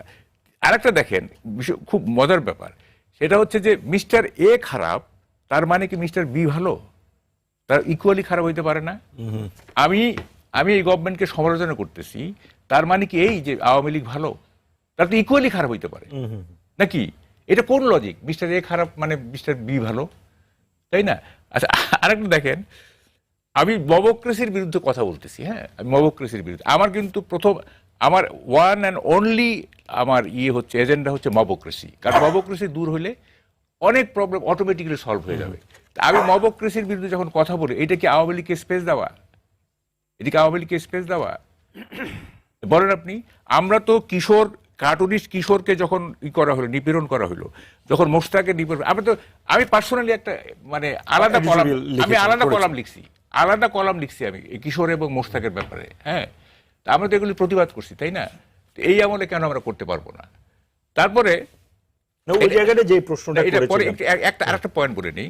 আরেকটা পয়েন্ট হচ্ছে, যেমন ধরেন, একটা হচ্ছে যেটা আমি আগে বললাম, একটা হচ্ছে যে আমি এটা বিশ্বাস করি, আরেকটা হচ্ছে রিয়েলিটিটা কি। আমি এখন বললাম যে এই দলটা আগামী নির্বাচনে একটা সিটও পাবে না। আমি মানে taking into account the whole circumstances আমি এটা প্রেডিক্ট করলাম যে একটা দল একটা সিটও পাবে না। এর মানে কি এই আমি চাচ্ছি ওই দলটা একটা সিটও না পাক? আমি তো এটা চাচ্ছি না। বাস্তবতা হচ্ছে যে ওই দলটা একটা সিটও পাবে না। তো জার্নালিস্ট হিসেবে তো আমি ওটা বলবো, আমি তো চাচ্ছি না, কিন্তু বাস্তবতা বলতে সেটা বুঝছি, তাই না? কিন্তু সরকার যেটা দাবি করছে যে আমি তো ভাই স্পেস দিলাম, তুমি যে আমার পদত্যাগ চাচ্ছ সেটাও আমার পাশে দাঁড়িয়ে চাইতে পারছো, সেটার ব্যাপারে আপনার উত্তর দিবেন? আমাদের স্বরাষ্ট্রমন্ত্রী, আমাদের হোম মিনিস্টারের যদি আপনি ইয়েটা দেখেন, এই মানে এটা কি বলে, এটা ব্যাকগ্রাউন্ড দেখেন আর কি, মানে কি এটা কি বলে, ক্রনোলজিটা দেখেন আর কি, না প্রোফাইল না, এটা তোর এখন মাথাটা গোল হয়ে গেছে। যাই হোক, track record, sorry, exactly, track রেকর্ডটা যদি দেখেন, তারপরে দেখবেন যে তার কথাবার্তার মধ্যে বা তার আচরণের মধ্যে আপনার হোম মিনিস্টারের মধ্যে একটা রেসপন্সিবল পদ না, সেটার সাথে সেটা যায় না। যেমন উনি ধরেন, ওনাকে যখন জিজ্ঞেস করছে অস্ত্রের ব্যাপারে, উনি পিয়াজ টানতেছে। ওনাকে যখন হ্যাঁ ইয়ে বলতেছেন উনি ওই আলুর কথা বলতেছেন। আলুর কথা বলতেছেন। তারপরে এই যে মানে প্রথম কথা হচ্ছে দেখেন একটা সফিস্টিকেশন থাকতে হবে, তাই না? একটা আমরা তো ভাই বাংলাদেশ একটা সারা পৃথিবী এটাকে নোটিস করে জি, বিভিন্ন আমি কারণে আমি notice আবারও করে, তাই না? আপনার কাছে আসবো। আমি একটু সময়ের কারণে আবারও আমার আরেকজন সহ আলোচক যে মাসুদ কামাল ভাই আপনার কাছ থেকে শুনতে চাই যে সরকারের সমালোচনা করলেই কি আওয়ামী লীগকে স্পেস দেওয়া কিনা? এটা তারা মনে করে, যদি কেউ মনে করে তার মনকে আপনি কীভাবে নিয়ন্ত্রণ করবেন ভাই? আমি তো মনে করি না। দেখেন একটা জিনিস, সরকারের সমালোচনা করলে ওটা তো বিএনপিকেও স্পেস দেওয়া হতে পারে, তো জামাতকেও স্পেস দেওয়া হতে পারে। রাইট। জামাত যদি ক্ষমতায় যাচ্ছে, এই সরকার যেভাবে চালাচ্ছে জামাত এভাবে চালাবে? চালাবে না তো। জামাত তার মতো কে চালাবে। কাজে সরকারের সমালোচনা করা মানে আওয়ামী লীগের সমালোচনা করা, এই আওয়ামী লীগকে স্পেস দেওয়া, এটা যারা মনে করে তারা যদি পাওয়ারফুল হয় ওইটাই ঠিক। বাংলাদেশে একটা নিয়ম কি জানেন? বাংলাদেশে এটা এস্টাবলিশড হয়ে গেছে। এটা হলো গিয়া, যেটা আমরা এই 5 জন 6 জন লোক আলাপ করতেছি, কার যুক্তিটা সবচেয়ে ভালো এটা প্রমাণ হয় কে কত জোরে বলতে পারে। এখন সরকারের যেহেতু জোরে কেউ বলতে পারে না, আবার এখন সরকার চালাচ্ছে কারা, এটা আবার বলা হয়ে থাকে। এখন দেখা যাচ্ছে 3টা শক্তি সরকারই চালাচ্ছে, এবং এটা 3টা শক্তির কিন্তু সরকারই বাইছে নিচ্ছে। সরকার যখন কোনো ক্রাইসিসে বসে পড়ে এই 3টা শক্তিকে ডাকে, আর কাউকে ডাকে না। কিন্তু এটা কিন্তু আমার নিরপেক্ষ কিন্তু গভর্নমেন্ট কিন্তু খুব নিরপেক্ষ। এরা একটা ইতিহাসের শ্রেষ্ঠ নির্বাচন দেবে, কারণ তারা 3টা দলকে ডাকে। আমার এখন সন্দেহ হচ্ছে মাঝে মাঝে যে ব্যালট পেপার যেটা হবে এই 3 দলের প্রতীক কি বড় হবে কিনা, হইতেও পারে। না না বলছেন কেন আপনি? আপনার না না বলার ভিত্তিটা কি? আমার তো ওই আশঙ্কার ভিত্তি আছে। আচ্ছা আচ্ছা আচ্ছা আচ্ছা। আমার তো আশঙ্কার ভিত্তি আছে। উনি যখন বিদেশ যান ওই 3 দলকে নিয়ে যান। উনি যখন মন খারাপ হয় ওই 3 দলের লোকজনকে ডাকেন। উনি যখন ক্রাইসিসে পড়েন ওই 3 দলকে ডাকেন। তাহলে ওই 3 দল তার কাছে বিশেষ দল, বাকিগুলো তো দুধ ভাত, সমস্যা নাই কোনো। তো হইতেও পারে এটা অস্বাভাবিক কিছু না। কিন্তু কিন্তু বিষয়টা হলো কি যে এরা এতটাই নির্লজ্জ, এটা যে একটা সমস্যা হচ্ছে, এটা যে একটা অন্যায় হচ্ছে, এটা যে মানুষ দেখে কিছু মনে করছে, এরা এটাও বুঝে না। এটাও তারা বুঝে না। এখন তারা মনে করতেছে এই 3 দলে যদি এক দল মনে করে যে সরকারের সমালোচনা তুমি যদি এইভাবে করছো, তার মানে তুমি আওয়ামী লীগকে স্পেস দিচ্ছ। আবার আচ্ছা, আওয়ামী লীগকে যদি আপনি স্পেস দেন, সমস্যাটা কোথায়? তারা কি আওয়ামী লীগকে নিষিদ্ধ করছে? কার্যক্রম নিষিদ্ধ করে নাই, স্থগিত করছে। স্থগিত করছে। নিষিদ্ধ তো করে নাই, স্থগিত উঠে যেতে পারে। ওই ইউনুস সাহেব নিজেই বলছে ইন্টারভিউতে এটা যে কোনো সময় উঠে যেতে পারে। স্পেস দেওয়ার কি আছে? স্পেস তো উনি দিয়ে রাখছে। স্পেস তো উনি দিয়ে রাখছে। একটা দলকে নিষিদ্ধ করতে উনি তো এটা তো উনি নির্বাহী আদেশে ছাত্রলীগকে নিষিদ্ধ করছে, নির্বাহী আদেশে অনেক কিছু করতে পারে, নির্বাহী আদেশে স্থগিত করছে, নির্বাহী আদেশে নিষিদ্ধ করে দেন, করলো না কেন? একটু স্পেস দিয়ে রাখছে। স্পেসটা কে দিচ্ছে? উনিই দিচ্ছে। এখন আমি একটা আলোচনা করলাম, সরকারকে স্পেস দেওয়া হলো, এক লোক বলতেছে এরা নাকি আওয়ামী লীগকে প্রাসঙ্গিক করে তুলতেছে। আওয়ামী লীগকে অপ্রাসঙ্গিক কে করবে? যে দলের সারা দেশে যে দলের মিনিমাম এখনো 2 থেকে 2.5 কোটি মানে সমর্থক আছে, সেই দলকে অপ্রাসঙ্গিক কে করবে? যে নাকি নমিনেশন দিতে পারবে না, সে অপ্রাসঙ্গিক করবে। মুখে বললেই হলো, মুখে বললেই হয়ে গেল না, আমি আওয়ামী লীগকে অপ্রাসঙ্গিক করে দেবো, হয়ে গেল। এত সোজা। গোপালগঞ্জে যে তাদের এই বিয়ে তো দেখে আসছি। এগুলি বলেন না, শুনেন, বাস্তবতাকে মানতে হবে। আপনি ক্ষমতায় আছেন ভাই, ক্ষমতায় বসে আপনি অনেক কিছু বলতে পারেন। এটা শেখ হাসিনাও বলতো। শেখ হাসিনা যখন ক্ষমতা ছিল অনেক কিছু বলতো, কি হয়েছে? পলাইছে লিজ গুটাইয়া। আর এই সরকারের ক্ষেত্রে তো সেই কি কি হতে পারে এই তার তো পলানোর জায়গা ছিল। ওকে, রনি ভাই, মানে একই কথা যে সরকারের সমালোচনায় আওয়ামী লীগকে প্রাসঙ্গিক করে তুলে এরকম কি না? আসলে দেখেন, আওয়ামী লীগের প্রাসঙ্গিকতা নিয়ে আমার আলাপ বহুদিন থেকে। আমি বলছি আওয়ামী লীগকে প্রাসঙ্গিক করার দরকারটা কি? আওয়ামী লীগ তো already is there. Awami League কি এটা বুঝতে যদি আপনি পারেন, আওয়ামী লীগের একটা খাসিলত, নফসানিয়াত যেটা বলি আমি, হ্যাঁ, তো সেটা আপনি যদি জামাত হইয়া, বিএনপি হইয়া, এনসিপি হইয়া চর্চা করেন, তা আওয়ামী লীগটা তার টানার দরকার নেই। আপনার নিজের মধ্যে আওয়ামী লীগ আছে। আর আওয়ামী লীগ কি এটা বুঝতে হবে। আওয়ামী লীগ হলো আমাদের ইন্টিমেট এনিমি। ইন্টিমেট এনিমি মানে ঘনিষ্ঠ শত্রু। আওয়ামী লীগকে আপনার খালাতো ভাই, আপনার বেয়াই, আপনার সে ফ্যামিলির মধ্যেই আছে, তাই না?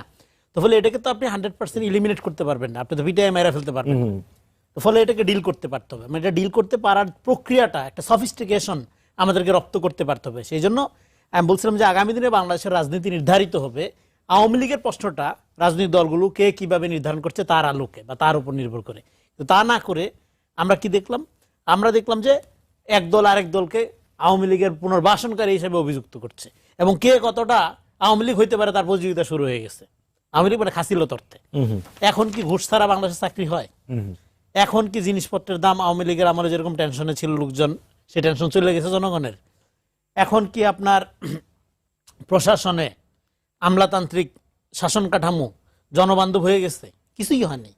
তার মানে কি, আমরা এই জন্য আমি বলছিলাম যে আমরা লেট ফ্যাসিজমের মধ্যে আছি। এই ফ্যাসিজম উইদাউট শেখ হাসিনা, খালি হাসিনা পালাই গেছে, পুরা কাঠামোটা অটুট রয়ে গেছে। এই কাঠামোর মধ্যে আপনি ডক্টর ইউনূস না, আপনি তো মক্কা শরীফ থেকে লোক নিয়ে আসেন, শাসন এরকমই হবে, কোনো সমস্যা নেই। ফলে এই কাঠামোগত পরিবর্তনের জন্য উনি যেটা বলে, এটা বিপ্লব হয় নাই, এটা একটা বিপ্লব স্কেলের গণ অভ্যুত্থান। বিপ্লব হইলে বিপ্লবের জন্য অলওয়েজ একটা এজেন্সি লাগে। বিপ্লব হওয়ার জন্য প্র্যাকটিক্যালি 3টা জিনিস দখলে নিতে হয়। বাংলাদেশে একবারই বিপ্লব হয়েছে, সেটা হলো সিপাহী জনতার বিপ্লব, জিয়া রহমান করছিল। কি সেটা? ব্যুরোক্রেসির উপর আপনার ফুল কন্ট্রোল নিতে হবে, মিলিটারি উপর আপনার কন্ট্রোল নিতে হবে, এবং আপনার জনসমর্থন থাকতে হবে। এখানে জনসমর্থনটাই শুধু ছিল, ব্যুরোক্রেসির উপর কন্ট্রোল তো দূরের কথা, সমস্ত আওয়ামী লীগেরগুলো রয়ে গেছে। এবং আওয়ামী লীগগুলো প্রোটেক্ট করার জন্য 14 সালের পরে যারা জয় বাংলা বইলে আওয়ামী লীগে ঢুকে গেছিল, এবং আওয়ামী লীগের লোকজন মনে করছিল যেহেতু এদের আর কোনো ফিরে আসার সম্ভাবনা নাই, ঠিক আছে নিয়ে নেই, তাদের একটা নৈতিক দায়িত্ব ছিল তাদের প্রোটেক্ট করা। এই জন্য প্রশাসনের মধ্যে, হ্যাঁ, এই যে সর্বদলীয় সরকার বলে না, তারপর সরকারের একটা ভর কেন্দ্র আছে। আপনি একটা গুরুত্বপূর্ণ পোস্টে জামাতের ক্লিন সার্টিফিকেট ছাড়া, গ্রিন সিগন্যাল ছাড়া এই সরকারে নিয়োগ হয়নি। দায়িত্ব নিয়ে বলতেছেন? দায়িত্ব নিয়ে বলতে বিএনপির লোকও নিয়োগ পাইছে, কিন্তু সেটা জামাতের গ্রিন সিগন্যাল লাগছে। ক্ষমতার ব্যবহার কেন্দ্র জামাত নিয়ন্ত্রণ করে। জামাত ক্ষমতায় আসলে দেশ কিভাবে চলবে তার ট্রেইলর এই সরকার। হ্যাঁ, এই জন্য আপনারা দেখবেন যে জরিপগুলোতে জামাতের ইন্ডেক্স এবং আওয়ামী লীগের ইন্ডেক্স একসাথে বাড়ে। হ্যাঁ, দুইটা একলা বড় হয় না তারা, কিন্তু এটা একটা ভাইস ভার্সা। এটাকে বলি সতীনের সক্ষতা। সতীন সারা জীবন ঝগড়া করে, কিন্তু এটা সক্ষতা আছে কি, সেটা আওয়ামী লীগ সারা জীবন জামাতের মতো সুসংগঠিত সুশৃঙ্খল হইতে চাইছে, আর জামাত সারা জীবন আওয়ামী লীগের মতো সর্বব্যাপী হইতে চাইছে। এই জন্য 5 তারিখের পরে তার বাড়ছে হইলো ধরেন 3 ইঞ্চি, হ্যাঁ, সে শো করতেছে 18 ইঞ্চি। হ্যাঁ, তার গ্রোথ হয়েছে ধরেন 3 ইঞ্চি, কিন্তু সে শো করতেছে 18 ইঞ্চি তার। তো এটা কেন? এই সর্বব্যাপী সব দখল করে ফেলতে হবে। সোশ্যাল মিডিয়া আমার, মিডিয়াতে আমার, নিজের লোক না থাকলেও ভাড়া করে আনতে হবে, নিজের নিরপেক্ষ লোক হইলেও বসাইতে হবে। এটা কি আওয়ামী লীগের খাসিলত? অন্যদিকে আরেক দল ফাঁকা পাইয়া মাঠঘাট কিছু রাখেনি, হ্যাঁ, বালু মহল টহল টেম্পু স্ট্যান্ড কিছু রাখেনি। তো আপনার এই যে কাঠামো, এই কাঠামোর মধ্যে আপনি কি চান? জনগণের সাথে সম্পর্ক তো বিচ্ছিন্ন হয়ে গেছে। 5 তারিখে অর্জনটা কি? সলিডারিটি। আর তো কোনো অর্জন নেই আপনার 5 তারিখে। যে মানুষ এটা মোরাল কারেজ থেকে বলছে যে না, যে ছেলেটা ব্রাকের আপনার এসে মারা গেল বলি, ও তো বিশেষের জন্য মারা যায়নি, সলিডারিটি দেখাইছে। সেই সলিডারিটির ইজ্জত কি আপনি রাখছেন? সেই সলিডারিটির সম্মান কি আপনি রাখছেন? রাখেননি। কেন রাখেননি? কারণ আপনি ক্যাবিনেটটা এমনভাবে গঠন করছেন, এবং ক্ষমতা, এই যে ক্ষমতা এবং লেজিটিমেসি একটা গুরুত্বপূর্ণ ব্যাপার। এই যে আমরা এখনো পর্যন্ত এই ধরেন মত প্রকাশের স্বাধীনতা নিয়ে এই গভর্নমেন্টের আমলে যে কথা বলতেছি, কেন কথা বলতেছি? কারণ আমরা মনে করতেছি এই সরকার যেভাবে ক্ষমতা নিছিল, যে দায়িত্ব পালন করতে আসছি আমরা, আর আমরা কথা বলতেছি এখন কি সরকারকে একটা ক্ষমতা কাঠামো মনে করে, একটা অথরিটি। দেখেন, এই সরকার ওই অর্থে অথরিটি না। কেন? অথরিটির একটা লেজিটিমেসি লাগে, ডেমোক্রেটিক লেজিটিমেসি। আমি যদি ধইরা নেই, সরকার তো বলে তার সবকিছুর ম্যান্ডেট আছে, কোনো কিছুর ম্যান্ডেট নেই সরকারের, আবার সবকিছুর আছে। কিভাবে বলি? আপনার অথরিটির সাথে লেজিটিমেসির একটা সম্পর্ক আছে। লেজিটিমেসি ডেমোক্রেসিতে কিভাবে তৈরি হয়? আমি যদি ধইরা নেই 57% লোক আমার পছন্দ করে, 97% বা 100% লোক আমার পছন্দ করে, সেটা আপনার লেজিটিমেসি হবে না। কিন্তু আমি যদি ভোটের মাধ্যমে গিয়ে 51% লোকের মতামত নিয়ে আসি, ধরেন আমি 100% অথরিটি অর্জন করি, তো ফলে এখানে মিসিং পার্লামেন্ট অথরিটি কেন? এই জন্য জুলাই সনদ মনে এই সমস্ত আজগবি জিনিস যে চাপানো হয়েছে, গাঁজাখুরি জিনিস, সবগুলো অভ্যুত্থান বিরোধী। আমাদের দরকার 2টা জিনিস। একটা হলো এই শাসনতান্ত্রিক যে কাঠামো, এটাকে একটা ডেমোক্রেটিক ট্রান্সফরমেশন দিকে নিয়ে যাও। আপনি জুলাই সনদকে যে গাঁজাখুরি বললেন, তো এতগুলো রাজনৈতিক দল তো সব স্বাক্ষর করে আসলো। রাজনৈতিক দল করছে, তাতে কি হয়েছে? এটা বিএনপি করুক, যারাই করুক, ডেফিনেটলি গাঁজাখুরি, অভ্যুত্থান বিরোধী। এটা আমি প্রথম দিন থেকে বলছি, এখনো বলি। কেন? আপনি তো সেকেন্ড রিপাবলিক শুরু হয়ে গেছে, হাসিনা পালাই গেছে, আপনি সেকেন্ড রিপাবলিক প্রোটেক্ট করবেন। আপনার দরকার কি? আপনার দরকার হলো একটা গণপরিষদ গঠন করা এবং জাতীয় নির্বাচন। জাতীয় নির্বাচন যদি নতুন সংবিধানে আপনি জানি, এবং পুরা রাষ্ট্র সংস্কার তো দরকার। আমার দরকার পুনর্গঠন। সংস্কারের নামে এই যে একটা আমলাতান্ত্রিক জিনিস আপনি তৈরি করছেন, তৈরি করে আপনি জনগণ দেখুন, এই যে কথাটা মিস হয়ে যাচ্ছে, এই যে সলিডারিটি নিয়ে জনগণ নামলো, কৃষক, শ্রমিক, হকার, আপনার আমলা, গুলশান রিপাবলিকের লোক, ধানমন্ডি রিপাবলিকের লোক, এই যে নামলো সবাই ধনী গরিব মিলা, আপনি দিলেনটা কি তারে? কি দিলেন? কি দিলেন? এক বুক হতাশা ছাড়া তো আর কিছু এক দেন বুক নাই। হতাশা। জি। তার মানে কি? তার মানে এই যে সলিডারিটি, জনগণের যে গণ অভ্যুত্থানে ঘটনা, যদি খাসিলতের দিক থেকে আওয়ামী লীগ থেকে যান, আপনি পরাজিত হয়েছেন। ধন্যবাদ। বলে খাসিলতের জায়গা থেকে যদি বের হইতে না পারেন, বের হওয়ার লক্ষণ কি এটা বলে শেষ করব, যখন আওয়ামী লীগ আপনার প্রতি ট্রাস্ট ফিল করবে এবং আপনার কাছে ইনসাফ পাবে, তখন আপনি প্রকৃত বিজয়ী। ধন্যবাদ। নূর খান লিটন ভাই, আপনার কাছ থেকে সেটা শুনতে চাই। আপনার সমালোচক বললেন সংস্কারের নামে একটা এক বুক ভরা হতাশা ছাড়া আর কিছুই পেলাম না। আপনি নিজেও একটা সংস্কার কমিশনের সদস্য ছিলেন। দেখেন, আমি তার আগে যে আলোচনাটা যেতে চাই, কারণ যদি আসলে মূল জায়গায় আমরা ঠিক মতো বয়ান তৈরি না করতে পারি বা ঠিক মতো মূল্যায়ন না করতে পারি, তাহলে পুরা বিষয়ে কিন্তু আমরা যেতে পারবো না। যেমন বিপ্লব আর গণ অভ্যুত্থানের ভিতর পার্থক্য, এটা কিন্তু আমাদের মনে রাখতে হবে। আমি গণ অভ্যুত্থানকে বিপ্লব বলে চালানোর সুযোগ নেই, কোনো সুযোগ নেই। কারণ বিপ্লব তখনই হবে, বিপ্লবী দল থাকতে হবে, জনগণ বিপ্লব সম্পর্কে জানতে হবে এবং বিপ্লবী কর্মসূচি থাকতে হবে, কাঠামো থাকতে হবে। এর কোনোটাই ছিল না। কিন্তু আমরা কেউ কেউ খুব সুকৌশলে এটাকে বিপ্লব, এবং তারপরে আবার দেখলাম 10 তারিখের পর কোনো কোনো তাত্ত্বিক নেতা বলল বিপ্লব হাতছাড়া হয়ে গেছে। আমি কিন্তু খুব স্পষ্ট করে কথাগুলি বলতে চাই। এখন আবার যে জায়গাটা আসছে, যেমন সন্ত্রাস নির্ভর কার্যক্রম, যদি আমি মব নাও বলি, আমি যদি এইটাও বলি যে সন্ত্রাস নির্ভর কার্যক্রম, এটা তো হচ্ছে, এটা তো ভয় সংস্কৃতি তৈরি করছে রে ভাই। এটা ভয় সংস্কৃতি তৈরি করতেছে। ওই যে কামাল ভাই যেটা বললো, আমার মেরে ফেলতে পারে বা ইয়ে করতে পারে, কেউ ঠেকাইতে আসবে না। আসলেও তো তাই। এখানে কাকে এই ধরনের সন্ত্রাসের কবলে পড়লে কে রক্ষা করতে আসবে? কারণ রাষ্ট্রই তো রক্ষা করার জায়গায় নাই, সেই তো এটাকে উৎসাহিত করে ফেলছে প্রকারান্তরে। তার এটাকে কি বলবো, দুর্বলতা অথবা পাশ কাটিয়ে যাওয়ার কারণে এইটা বেড়ে যাচ্ছে। আপনি আমাকে বলতে পারেন যে আমার বাড়ি লুট হবে, আমার কাছ থেকে টাকা চাওয়া হবে, সেই টাকা আমার পৌঁছায় দিতে হবে, এটা কোন আন্দোলন? আমারে বুঝান, এটা কোন বিপ্লবের রেজাল্ট? আমাকে বুঝাইতে হবে। মূল বিষয়গুলি হচ্ছে জোর জবরদস্তি করে তো কোনো কিছু করা যাবে না। একটা মানুষ এত বেশি অতিষ্ঠ হয়েছে শেখ হাসিনার সময়, আওয়ামী লীগের দ্বারা এবং তৎকালীন শাসন ব্যবস্থার দ্বারা, যে মানুষ বিক্ষুব্ধ ছিল। এবং আবারও বলি, এটা জুলাই আর আগস্টের ফসল না, এটা 15 বছরের আন্দোলনের ফসল। ছোটবেলা দাঁত নাড়াইতো না, দাঁত ফেলাইতো না আমাদের, দাঁত ফেলানোর আগে ট্রায়াল দেওয়া হইতো। প্রথম হাত দিয়ে নাড়ানাড়ি করতো, তারপর সুতা দিয়ে নাড়ানাড়ি করতো, তারপর একটা পর্যায়ে হঠাৎ করে টান দিত, দাঁত খুলে পড়ে যেত। এইবারের এই 15 বছরের স্বৈর শাসনকে রাজনৈতিক দল একভাবে ডিল করতে চাইছিল, মোকাবেলা করতে চেয়েছিল, এবং এইখানে মানুষের ভিতরে রাজনৈতিক দলের প্রতি কোনো কোনো ক্ষেত্রে অনাস্থা ছিল, দৃঢ়ভাবে দাঁড়াইতে পারেনি ইত্যাদি প্রশ্ন ছিল। ছাত্ররা যখন এই মুভমেন্টটাকে আগায় নিচ্ছিল, জনগণ সুযোগ মতো আস্থাশীল হয়ে ব্যাপক মাত্রায়, আপনি খেয়াল করে দেখবেন যে 3 তারিখের পরে মানুষকে আর ধরে রাখার সুযোগ ছিল না। বারান্দায় দাঁড়িয়েছে, করিডোরে দাঁড়িয়েছে, রাস্তায় নেমে পড়ছে। 3 থেকে 5 তারিখটা আপনারা একটু বিশ্লেষণ করেন। সেই মানুষগুলোর জন্য আপনারা এখন 18 মাস পর কি অফার করছেন? এবং আরেকটা জিনিস বলি, যে বিভিন্ন সময়ে এই যে এখন যে মনের ভিতরে আঘাত লাগে কিছু গালাগালি শুনলে, ঠিক ওই সময় এই যে শেখ হাসিনা কিছু বুলিয়া ওড়াইছে না, এটা পুরা মানে আগুনে ঘি ঢেলে দেওয়ার মতো অবস্থা, এবং ত্বরান্বিত হয়ে গেছে, সে পালিয়ে গেছে। কিন্তু আমাকে বলেন তো, 5 থেকে 8 তারিখ পর্যন্ত কোন রাজনৈতিক দল একসাথে বসছে যে এই সময়কালটাকে আমরা কিভাবে অ্যাড্রেস করব? 5 তারিখ থেকে 15 তারিখের মতো সময়কালে আপনি দেখবেন পাড়া মহল্লায়, বাড়িতে, বড় বড় বিল্ডিং এ নিজেরা পাহারা দিছে, নিজেদেরকে রক্ষা করার চেষ্টা করছে। এই টাইমের ভিতর তো কোনো পলিটিক্যাল পার্টি ওইভাবে বসে যে এটাকে কিভাবে হ্যান্ডেল করবে কেউ করে। হ্যাঁ, একটা পর্যায়ে যে পাড়া মহল্লায়, মানে বিশেষ করে ধর্মীয় প্রতিষ্ঠানগুলি রক্ষার জন্য, কিছু কিছু পাড়া রক্ষা করার জন্য কিছু কিছু পলিটিক্যাল পার্টি কিছু উদ্যোগ নিয়েছে। কিন্তু আপনি বলেন সেই উদ্যোগগুলি কি সম্মিলিত ছিল? আমরা দেখলাম 5 তারিখের না 10 তারিখের পর থেকে কারাকারি লেগে গেল।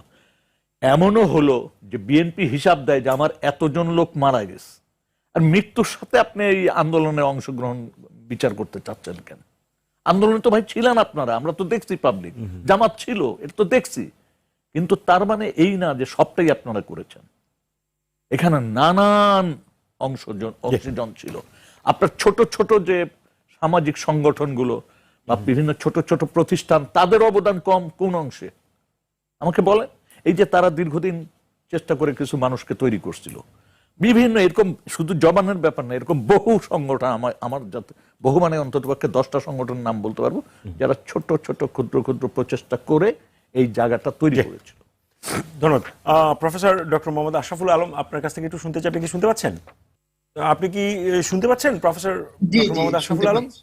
জি, শুনতে পাচ্ছি। মানে সমালোচনা নেয়ার ক্ষেত্রে সরকার সিলেক্টিভ কিনা আপনার হ্যাঁ, এটা বলা এইভাবে যাবে না, কারণ যদি সমালোচনা নেওয়ার ক্ষেত্রে সরকার সিলেক্টিভ হয়, তাহলে তো সরকার গুড ওয়েতে যাবে না, ভালো ডিরেকশনে যাবে না। সমালোচনা নিতে হবে, অ্যাকসেপ্ট করতে হবে। না, আপনার মানে কি মনে হয়, আপনার কি মনে হয় সিলেক্টিভ কিনা?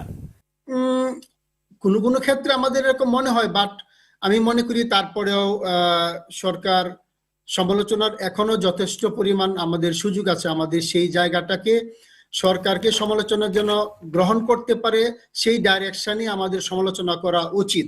কারণ সরকারকে, সিভিল সোসাইটি বা যারা সমালোচনা করে সরকারের, তাদেরকে সমালোচনা ওইভাবেই করতে হবে যেন সরকার সমালোচনাটা নিতে পারে এবং নেয়, এবং সরকার রাইট ডিরেকশনে থাকে।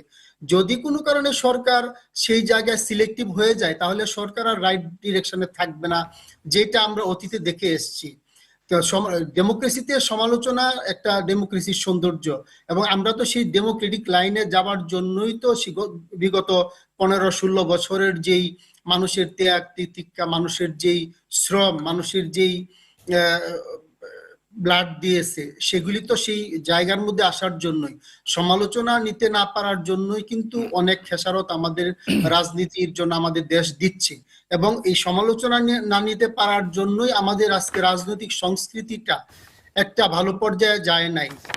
যতদিন পর্যন্ত রাজনৈতিক সংস্কৃতি শুদ্ধ হবে না, যতক্ষণ পর্যন্ত রাজনৈতিক সমঝোতা এবং আন্ডারস্ট্যান্ডিংটা ভালো পর্যায়ে আসবে না, ততদিন পর্যন্ত সমালোচনা পজিটিভলি কেউ নিতে পারবে না। এবং সমালোচনা না নিতে পারলে ডেমোক্রেটিক যে যাত্রা আমরা যেটার জন্য অগ্রসর হচ্ছি বা যেটার জন্য আমরা অপেক্ষা করছি, সেই জায়গায় শুভযাত্রা হবে না, এবং সেই যাত্রায় গেলেও সেটা স্থায়িত্ব বা কতটুকু হবে, কিভাবে হবে, সেটা প্রশ্ন থেকে যায়। কাজে আমি জি বলেন, শেষ করুন। কাজে আমি মনে করি যে সমালোচনা সরকারকে নিতে হবে, সহ্য করতে হবে, কারণ সমালোচনা সহ্য করতে পারলে, সিলেক্টিভ যদি না হয়, তাহলে সরকার রাইট ডিরেকশনে থাকতে পারবে এবং জনগণের জন্য রাইট কাজটাও করতে পারবে। সামনে আমাদের নির্বাচন, এটা বহুল প্রতীক্ষিত একটা নির্বাচন। সেই নির্বাচনটা অবশ্যই সুন্দর এবং স্বচ্ছ হতে হবে, এবং সেই নির্বাচনটাই হচ্ছে আমাদের একটা ডেমোক্রেটিক, ভালো মানের একটা ডেমোক্রেটিক ওয়ে। এই তিনজন একসাথে খেতে গেছে, তিনজনের ভেরি ক্রিটিক্যাল, তার মধ্যে একজনকে নেওয়া হয়েছে এবং কেউ একজন লিখেছেন রইল বাকি 2। আমরা চাই না যে আমাদের আলোচকও কোনো মামলায় গ্রেফতার হয়ে ভেতরে চলে যায়, কিন্তু সিলেক্টিভ কিনা? না, আমি মনে করি যে মাসুদ কামাল ভাই যে বিষয়টা তুলে ধরেছেন, এটা সমস্ত সরকারের দিক থেকে নয়, এটা ওনাদেরই হয়তো কোনো একটা অংশের দিক থেকে। না, আমি বলছি আর কি সিলেক্টিভ কিনা। না, মানে এটা খুবই প্রাসঙ্গিক একটা মানে ধরেন তিনজনের কন্টেন্ট একই। দেখেন, আমি আজিজ ভাই, আমার প্রশ্ন হচ্ছে তিনজনের কন্টেন্ট একই, তার মধ্যে আমাকে ধরা হলো আর আপনারা দুইজন এখনো বহাল তবিয়তে আছেন। না, আমি বললাম তো এই জিনিসগুলো কিন্তু এগুলো এনার্কি তৈরি করে, এবং যে আশঙ্কা যেটা উনি বলেছেন, এটার সাথে আমি পুরোপুরি একমত। হ্যাঁ, অবশ্যই এটার সাথে একমত, যে কিন্তু সেটা কিন্তু সরকারের দিক থেকে না। আমি বলবো যে মানে আমি কিন্তু আবার ঘুরে যাচ্ছি যে নূর খান ভাই যে জিনিসটা তুলেছেন এবং রনি ভাই যে প্রসঙ্গটা তুলেছেন, এটা নিয়ে আমাদের ডিবেট থাকবে এবং এটা নিয়ে আমাদের বুদ্ধিভিত্তিক অনেক বিতর্ক হবে যে আমরা একটা ট্রানজিশনের মধ্যে আছি। এই ব্যাপারে মনে হয় কেউ বিতর্ক, কারণ যে আকাঙ্ক্ষাগুলো আসছে জুলাই পরবর্তীতে, এই জিনিসগুলো বলতেছে যে রাষ্ট্রের কিন্তু আমূল কাঠামোগত একটা সংস্কারের আকাঙ্ক্ষা, এর ত্রুটি বিচ্যুতি নিয়ে অনেক কথা হতে পারে। উনি যেমন বলছেন যে এটা একটা ভোগাস বা ইত্যাদি, এই বিতর্ক থাকবে যে সেটা কতটুকু কার্যকর হচ্ছে সেটা, কিন্তু আমি বলবো যে আমূল একটা পরিবর্তন এই প্রথম বাংলাদেশে আমরা দেখতে পাচ্ছি যে এটা কিন্তু হচ্ছে। সুতরাং আমি এটাকে বিপ্লব হিসেবেই দেখতে চাই। এখন এটা ট্রানজিশনের মধ্যে আছে, কিন্তু যে জিনিসটা আমি এখানে বলতে চাই, সমালোচনাটা একটা সুস্থ সমাজের কিন্তু অপরিহার্য শর্ত। সমালোচনা দ্বিতীয় বিশ্বযুদ্ধ চলাকালীন অবস্থাতেই কিন্তু উইনস্টন চার্চিল কিন্তু ছিলেন এই যুদ্ধের কিন্তু অন্যতম একটা সফল, তিনি হচ্ছেন একজন নেতা। যদিও নেতৃত্বটা কিন্তু টোটালটা লিড করেছেন আমেরিকা, কিন্তু উইনস্টন চার্চিলের একটা বিখ্যাত উক্তি আছে যুদ্ধকালীনই, সেটা হচ্ছে সমালোচনাটাকে তিনি বলেছেন যে এটা আনন্দদায়ক নয়, কিন্তু এটা আমার জন্য খুব কল্যাণকর। ঠিক যেমনভাবে একটা শরীরের মধ্যে রোগ যদি দানা বাঁধে, এই রোগের দানা বাঁধার যন্ত্রণাটাকে যদি আমি আমলে নেই, তাহলে আমি রোগ থেকে মুক্ত হতে পারবো। তো রাষ্ট্র একটা শরীর, তার মধ্যে যদি সমালোচনা না থাকে, তাহলে কিন্তু সে কিন্তু বিপদ থেকে নিজেকে অস্বীকার করতেছে। সমালোচনা অবশ্যই থাকতে হবে, এবং এই রাষ্ট্রকে আমরা সুস্থ রাষ্ট্র বলবো যে সরকার সমালোচনাকে খুবই ইতিবাচকভাবে নেবে। কিন্তু আমি এখানে আর একটা ভেদরেখা আঁকতে চাই, সেটা হচ্ছে যে সমালোচনার ক্ষেত্রে আমরা যারা সমালোচনা করছি তাদেরও কিন্তু নাগরিক আমাদের দায়িত্ব আছে। এবং সেক্ষেত্রে আমি আবারও ফিরে যাচ্ছি যে এখানে আবার ঘুরে যেতে হয় যে মিডিয়া এবং বুদ্ধিভিত্তিক যে আমাদের মানে বাংলাদেশের ইতিহাস থেকেই দেখেন, আবার একটু ঘুরে দেয় আমি মবক্রেসির কথা। এই দেশে পার্লামেন্টের মানে স্পিকারকে কি হত্যা করার ইতিহাস আছে না? একজন রাজনৈতিক নেতার নির্দেশে লাগি বৈঠা দিয়ে প্রকাশ্য গোটা রাজধানীকে অশান্ত করার ইতিহাস আছে না? তখন কি আমরা মবক্রেসি নিয়ে আলোচনা করেছি? আমাদের কালচারের অংশ হয়েছে। কিন্তু আমি এটাকে কেন মবক্রেসি বলছি না, আমি বলছি না এই জন্য, হ্যাঁ ব্যর্থতা আছে, আপনি বলছেন যে কন্ট্রোল করতে পারতেছে না, এ কথার সাথে এ কথাটাও যুক্তি দিয়ে দিতে হবে যে গ্যাপটা আমরা বলছি যে বিপ্লবোত্তর বাংলাদেশে যে সরকারটা আসছে, এই সরকারকে আমরা এটাকে কি বলবো, একটা খিচুড়ি মার্কা সরকার। এটাকে কেউ বলছে এনজিওগ্রাম সরকার, মানে গ্রামীণ ব্যাংক আছে, এনজিও আছে ইত্যাদি, মানে চুজ করে করে না। এবং এটা তো বলছে তাই তো, এটা তো পলিটিক্যাল কোনো গভর্নমেন্ট নয়। তো সুতরাং এই গভর্নমেন্টের কাছে আমি কতটুকু আশা করব, এবং এই গভর্নমেন্টের মূল শক্তি কারা? ওই যে বলছেন যে তিনজন আর তিনজনের সাথে আরো কিছু দুধ ভাত আছে, কিন্তু তারপরেও তো দেখা গেছে, এটা কি দেখা যায়নি যে বাংলাদেশের ইতিহাসে কোনো সময় কি দেখা গেছে সকল রাজনৈতিক দল মিলে দীর্ঘ সময় মিলে একটা আলোচনায় বসেছে, একসাথে বসেছে, যারা নিজেদেরকে শত্রু জ্ঞান করত? এই যে জিনিস, আমরা প্রত্যেকটা জিনিসের মধ্যে দুটা পার্সপেক্টিভ থেকেই দেখব। শুধু ওয়ান পার্সপেক্টিভে এক চক্ষু হরিণ, আল মাহমুদের একটা কবিতা আছে না ভাই, এক চক্ষু হরিণ, আমরা যেভাবেই হোক আমরা বুদ্ধিভিত্তিক চর্চা যারা করি, আমরা কিন্তু একপাক্ষিকভাবে আমরা জিনিসগুলো বিশ্লেষণ, এখান থেকেও আমাদের বেরিয়ে আসতে হবে। এখান থেকেও আমাদেরকে কিন্তু ওপেন খোলা মনে, আপনার বিষয়টা হচ্ছে খোলা মনে সমালোচনা করো। আমাদের সমালোচনা হতে হবে, ওই যে উনি বলছেন সাবজেক্টিভ এবং অবজেক্টিভ, আমাদের কিন্তু সমালোচনাটা হতে হবে খুবই এবং ফ্যাক্ট বেসিস। আমরা যখনই সমালোচনা করব, আমার রাজনৈতিক দৃষ্টিভঙ্গিতে কোনটা আমার জন্য সহনীয় সেটাকে নেব, সেটাকে আমি আড়াল করব, আর একটা জিনিসকে আমি কন্ডেম করব। দেখেন, আমি শেষ কথা একটা বলে যাই যে এদেশের বাংলাদেশ একটা রাষ্ট্র যার ইতিহাসের পরতে পরতে মিথ্যার মরিচিকা দিয়ে মোড়ানো আছে। আমাদের লেখক গবেষক মহিউদ্দিন সাহেব বলছেন না, ওনার একটা সম্প্রতি একটা বই আছে, সেখানে বলা আছে একটা জাতির ইতিহাসকে থিত হতে 100 বছর সময় দিতে হয়। আমরা 54 বছর পারি হয়েছে, কিন্তু তার মধ্যে কিন্তু আমাদের আলোচনা হয়েছে আমাদের ইতিহাসের ফ্যাক্টগুলো কতটুকু সত্য, কতটুকু মিথ্যা। এই মিশেলের মধ্যে এবং অনেক মিথ্যার বয়ান দিয়ে কিন্তু তৈরি করা ইতিহাস, এখান থেকে বেরোতে আমাদেরকে একটা সময় দিতে হবে। আমি আবারও ফিরে যাই ওনার কথার সাথে একমত হয়েই বলছি যে বিপ্লবোত্তর একটা, এবং সেই ট্রানজিশনটা আমরা আশা করব সামনে নির্বাচনের মাধ্যমে আমরা হয়তো একটা পরিশীলিত বা একটা জায়গায় আমরা যেতে পারবো। একদম লাস্ট রাউন্ডে সবাইকে একটু সময়ের ব্যাপারে সচেতন থাকতে বলবো। শেষ রাউন্ড আমি একটু প্রশ্নটা করি, মানে সামনের নির্বাচন আমাদেরকে মন খুলে কথা বলার আরো পথ বিস্তৃত করবে, এটা মনে হয় কিনা? একটু দুই একটা বলে নেই। এই যে সমালোচনা আপনি বললেন না, সমালোচনা সম্পর্কে সুন্দর কোটেশন আছে, critics are the brushes of noble man's cloth. মহৎ লোকদের মানে শরীর কাপড়ের যে ময়লা সেগুলি মুছে ফেলার জন্য ব্রাশ স্বরূপ সমালোচকরা, ঠিক আছে? আর আপনি যেটা বললেন না, এই যে কি, এই যে 3 তারিখ থেকে 5 তারিখ, এইটা হচ্ছে কি সোসাইটি, এইটা সায়েন্স দিয়ে বুঝতে হবে। সোসাইটি এই যে তাপ মানে পানির বাষ্পীভবনের তাপমাত্রা কত, 100 ডিগ্রি সেন্টিগ্রেড, 99 ডিগ্রি পর্যন্ত আপনি বুঝবেন না যে পানি বাষ্প হবে। যে 99 হয়ে গেল হঠাৎ করে এটা ইভাপোরেশন শুরু হয়ে যাবে। এই যে তাপগুলো যে কনজিউম করতেছে, এটা আপনি মনে করবেন যে আর কি ব্যাপার, এত তাপ দিচ্ছে, বাষ্প হচ্ছে না কেন? You will have to wait for 99 degree. তো ফলে ওই 3 তারিখে 5 তারিখটা ছিল 99 ডিগ্রি। আচ্ছা, আরেকটা সিলেক্টিভের ব্যাপার এবং বলতেছি যে দুর্বল। দেখেন, এই যে গভর্নমেন্ট দুর্বল না। আপনি যে এই যে আমি যদি ওই যে গোপালগঞ্জের ওটা যদি মব ধরি, সেখানে আপনি 4-5টা লোক মেরে ফেলছেন না গুলি করে? ওখানে তো আপনি ঠিকই অ্যাক্ট করলেন।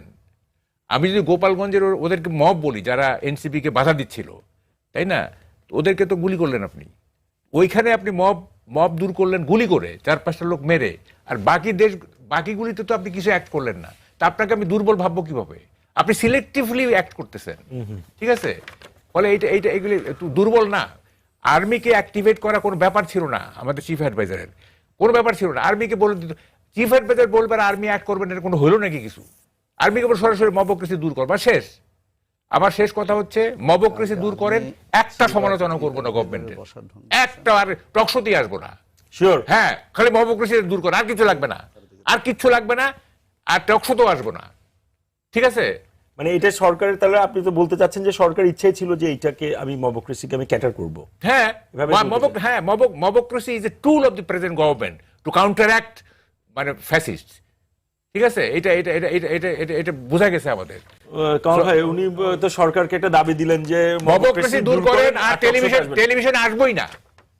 একটা মবক্রেসি হবে না, 1 মাস দেখবো, 1 মাসে কোনো মবক্রেসি নাই, বা 2 মাসে দেখবো একটা সার্টেন স্টেজ, আর টেলিভিশন আসবো না। মবক্রেসি দূর হইলে অনেক প্রবলেম সলভ হয়ে যাবে। আচ্ছা দাঁড়ান, এইটাই তো, এই কারণেই তো সমালোচনা করতেছি। দেখেন, ইউনূস সাহেব ইজ এ গ্লোবাল সেলিব্রিটি, তাকে আক্রমণ করার কোনো আমাদের ইচ্ছা নাই, ঠিক আছে? কিন্তু আমরা মানে যা দেখছি আর কি, হ্যাঁ, নির্বিকার একটা ইনঅ্যাক্টিভ গভর্নমেন্ট, সারা দেশ জুড়ে এনার্কি, সারা দেশ জুড়ে ললেসনেস, অথচ তিনি আর্মিকে অ্যাক্টিভেট করলেন না। পুলিশ নিলে মরাল ভেঙেছে, পুলিশের কথা বাদ দেন, আর্মিকে উনি অ্যাক্টিভেট করবেন না। এবং আমরা তো দেখতেছি আর্মি চিফ অ্যাডভাইজারের একেবারে অনুগত, চিফ অ্যাডভাইজার যা বলেন তাই করে, তাই না? তো ওইটা চিফ অ্যাডভাইজার কেন আর্মিকে এই মবক্রেসি দূর করার জন্য কাজে লাগালেন না? গোপালগঞ্জে তো ঠিকই কাজে লাগালেন, যেহেতু এখানে এনসিপি। এগুলি তো আমরা বুঝি তো আমরা, তাই না? ভাই বলেন। আমি মানে মবের ব্যাপারে মাহবুব ভাইয়ের বক্তব্যের সঙ্গে একমত। এই সরকার আসলে মবটাকেই তার অস্ত্র হিসেবে ব্যবহার করছে, এটা একটা রিয়েলিটি। ওনার কিন্তু ব্যবহার করা জরুরি ছিল না, কিন্তু এটা করছে এই কারণে উনি হিসাব করে দেখছে এইটা করলে পরে দ্রুত মানুষের মধ্যে আতঙ্ক ছড়িয়ে দেওয়া যাবে। এটা খুব ইজি। কিন্তু আপনার রাস্তাতে হাঁটতেছেন, পুলিশ দাঁড়ায় আছে, আপনি তো জানেন যে পুলিশ একটা সীমার বাইরে যেতে পারবে না। যদি কোনো মব প্রয়োজন করে লোক লাঠি নিয়ে দাঁড়ায় থাকে, আপনি কিন্তু জানবেন না ওর কতটুকু সে যাবে। আপনি ঘাড়ে মারবে, মাথায় মারবে, না পায়ে মারবে, নাকি মেরেই ফেলবে, কিন্তু ভয় কিন্তু আপনি মবকে পাবেন, পুলিশকে পাবেন না। পুলিশ তো আইনের মধ্যে থাকবে। আর এইবার আমরা দেখলাম যেটা, যে আনিস আলমকে গ্রেপ্তার করার ক্ষেত্রে এবং আরো কিছু ক্ষেত্রে দেখলাম আমরা পুলিশকে দিয়েই মব করানো হচ্ছে। যেমন আনিস আলমের ক্ষেত্রে যেটা হয়েছে, এটা তো মনে করি রাষ্ট্র নিয়ন্ত্রিত মব, এটা আমি মনে করি এইভাবে।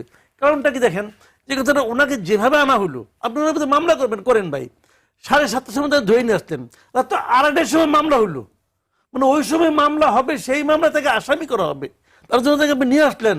আপনি এই যে সময়টুকু মামলা রাখ পর্যন্ত, এটা কি মব না? ধরে নিয়েছেন একটা লোকরে।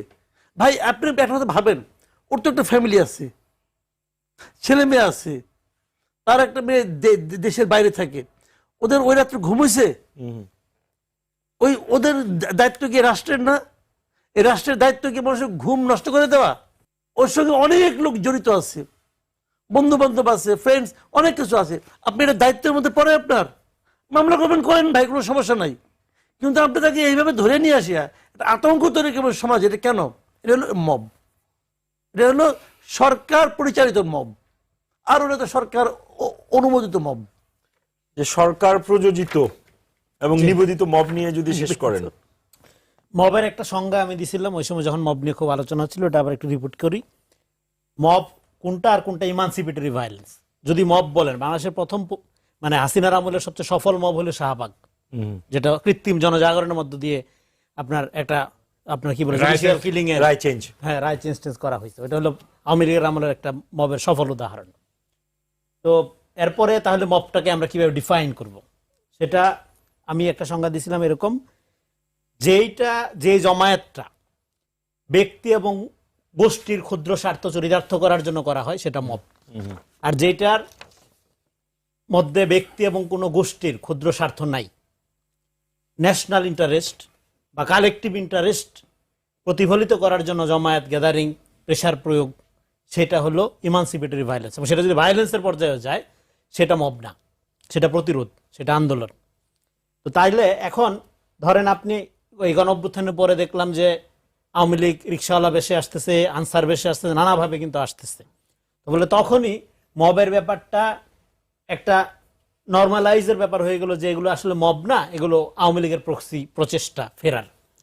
তারপরে এইটাকে কেন্দ্র করে আবার কিছু কিছু জন্য দেখা যায় আন্দোলনের একটা মৌসুম শুরু হয়ে গেছে, যেহেতু একটা বড় আন্দোলনের মধ্যে দিয়ে হাসিনার পতন হয়ে গেছে, সবাই মনে করলো আন্দোলন করলে মনে অনেক কিছু পাওয়া যাবে, ফলে একটা ফ্যাশনও হয়ে গেল। হ্যাঁ, যে জিনিসগুলোর জন্য আন্দোলন দরকার নেই, লম্বা সমস্যা, হ্যাঁ, সেটার জন্য হুট করে অনেকগুলো আন্দোলন শুরু হয়ে গেল এবং অনেক কৃত্রিম আন্দোলন আমরা হইতে আজকেও দেখলাম। একটা কিন্তু হয়েছে, কিন্তু সরকার আন্দোলনের আবার- মৌসুম এটা চলতেছে। তো ফলে আবার সব আন্দোলনগুলো যে আওয়ামী লীগের আপনার ছদ্মবেশে আওয়ামী লীগ করছে তা না, জেনুইন দাবি দেওয়া আছে। গার্মেন্টস শ্রমিকরা আগে আওয়ামী লীগের আমলেও নামছে, এখনো নামতে হয়। হ্যাঁ, তো ফলে এখানে একটা ক্যামোফ্লেজ আছে, এখানে একটা ধোঁয়াশা আছে। ফলে জেনুইন দাবি দেওয়া যেটা, ওইটাকেও আপনার মনে হচ্ছে যে মনে হয় আওয়ামী লীগের গুপ্ত আছে। আবার আওয়ামী লীগ যেহেতু নানা সময় এটা ফ্যাসিলিটি নেওয়ার চেষ্টা করছে, ফলে সেই ব্যাপারটাও আছে। তো এই জন্য আমাদের দেখেন, মব এবং আইনের শাসন, যদি আমরা এবার ক্ষুদ্র ব্যক্তি স্বার্থের ব্যাপারটা একদম বলি, শেষ মুহূর্তে এটা একসাথে চলতে পারে না। যখন রাষ্ট্র ফর্ম হয়ে যায় তখন প্রথম দায়িত্ব হলো আইন শৃঙ্খলা রক্ষা, আইনের শাসন। আর আইন শাসনের মূল প্রিন্সিপালটা কি? মূল প্রিন্সিপালটা হলো প্রথমে তো হিউম্যান রাইটস রক্ষা করা। এই লিটন ভাই আছে, ধরেন আনিস আলমগীর অপরাধী, হ্যাঁ, এবং আমি মনে করি আনিস আলমগীররা যে ধরনের অপরাধ করছে, যে ধরনের অপরাধ, হ্যাঁ, যেটা অপরাধ বলেন আপনি এটাকে, এইগুলো গ্রেফতারের মতো অপরাধ না। ধরেন সে আওয়ামী লীগের, সবচেয়ে বড় অপরাধ কি? সে আওয়ামী লীগের, সে ধরেন উস্কানি দিচ্ছে তার কথাবার্তার মধ্য দিয়ে, বা ধরেন সে এটা কি প্রমাণ, ধরেন আমি- প্রমাণ সাপেক্ষ, ধরেন প্রমাণিত, ধরেন সোশ্যাল মিডিয়াতে তার অ্যাক্টিভিটি গুলো, হ্যাঁ, গণ অভ্যুত্থানের বিরুদ্ধে আওয়ামী লীগের পক্ষে। হ্যাঁ, তো এখন কিন্তু সে যদি পার্সোনালি কোনো ফৌজদারি অপরাধ না করে থাকে, সে কি গ্রেফতার করার যোগ্য অপরাধী কিনা, এক নাম্বার।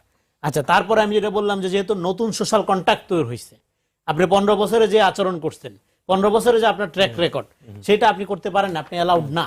এটা অ্যালাউড, এটা ওনাকে প্রকাশ্যে বলতে হবে, গণতন্ত্রের স্বার্থে বলতে হবে যে ভাই, আপনি তো আওয়ামী লীগের মতো একটা ব্রুটাল শাসন আমলকে বাংলাদেশের জন্য সেরা মনে করছেন এবং জনগণের বিরুদ্ধে রায় দিয়েছে। না না, আমি সবাইকে আমি বলি, জি, জনগণের বিরুদ্ধে রায় দিয়েছে, ফলে আপনার যে বিশ্বাস, আপনার যে ইমান বা আকীদা, এটা পরাজিত হয়েছে। এটা নিয়ে আপনি পার্সোনালি ঘরের মধ্যে থাকেন, এটাকে সোশ্যালাইজ করেন না। সোশ্যালাইজ করলে কি হবে? এনার্কি ফেরত আসবে। এই এনার্কি, একদম শেষ মন্তব্য, এবং এই এনার্কি যতক্ষণ পর্যন্ত আইনের শাসন রিস্টোর না হবে, এটা আপনি প্রোটেক্ট করতে পারবেন। আইনের শাসন ছাড়া সমালোচনা আসলে মন খুলে করা যাবে না। আইনের শাসন যেমন দরকার আমাদের, এবং জবাবদিহিতা থাকতে হবে, স্বচ্ছতা থাকতে হবে কাজের ভিতর। আর একটা গুরুত্বপূর্ণ কথা যেটা আমরা আলোচনায় আনিনি, কিন্তু রনি সাহেব খুব সুন্দরভাবে বলছে, খাসলত। এই যে আওয়ামী লীগের যে খাসলত বা ফ্যাসিজমের যে খাসলত, এইটা কিন্তু আমাদের ব্যক্তির ভিতরে ঢুকে পড়ছে, এবং যার জন্য আমরা সুস্থ একটা আলোচনা করতে পারি না, সমালোচনা করতে পারি না, এবং আমরা রিজিড থাকি যে কোনো আমি যেটা বুঝি সেটাই শ্রেষ্ঠ বোঝা। এই জায়গা থেকে বেরিয়ে আসতে হবে এবং সরকারকে মব বা এই ধরনের সন্ত্রাস, আমি মব বাদ দিলাম, এই ধরনের সন্ত্রাস দমন করতে কার্যকরী পদক্ষেপ নিতে হবে। একদম শেষ মন্তব্য, প্রফেসর আজিজ, আপনার আজকে কি মন খুলে সমালোচনা করতে পেরেছেন? হ্যাঁ, আমি মনে করি সমালোচনার একটা জায়গা, আমাদের নির্বাচন পর্যন্ত আমাদের মন খুলে সমালোচনা অবশ্যই আমাদের করতে হবে, কিন্তু মনে রাখতে হবে এই নির্বাচনকে নির্বিঘ্ন করার পথে যে প্রতিবন্ধকতা আসবে সেটাই কিন্তু আমাদের রাষ্ট্রের নিরাপত্তার জন্য সেটা ক্ষতিকারক। এক্ষেত্রে এটাকে মব বা অন্য কিছু বলে নরমালাইজ করা যাবে না। 10 সেকেন্ডই আপনাদের আসবে না বলেছেন। হ্যাঁ, না, 10 সেকেন্ড হচ্ছে যে, মানে আমি খুব এক্সপেক্ট করতেছি যে আনিস আলমগীর জামিন পাবে, হ্যাঁ, এবং উনি যদি জামিন পান সরকারের ইমেজ বাড়বে, হ্যাঁ, সরকারের যে কিছু ড্যামেজ হয়েছে। আরো তো সাংবাদিক অনেকে আছেন। হ্যাঁ, না, আনিস আলমগীর ইমিডিয়েট যেটা আর কি, ওকে, আর বাকি যারা আছে তাদেরকে অন্তত জামিনটা যেন হয় আর কি। হ্যাঁ, ধন্যবাদ।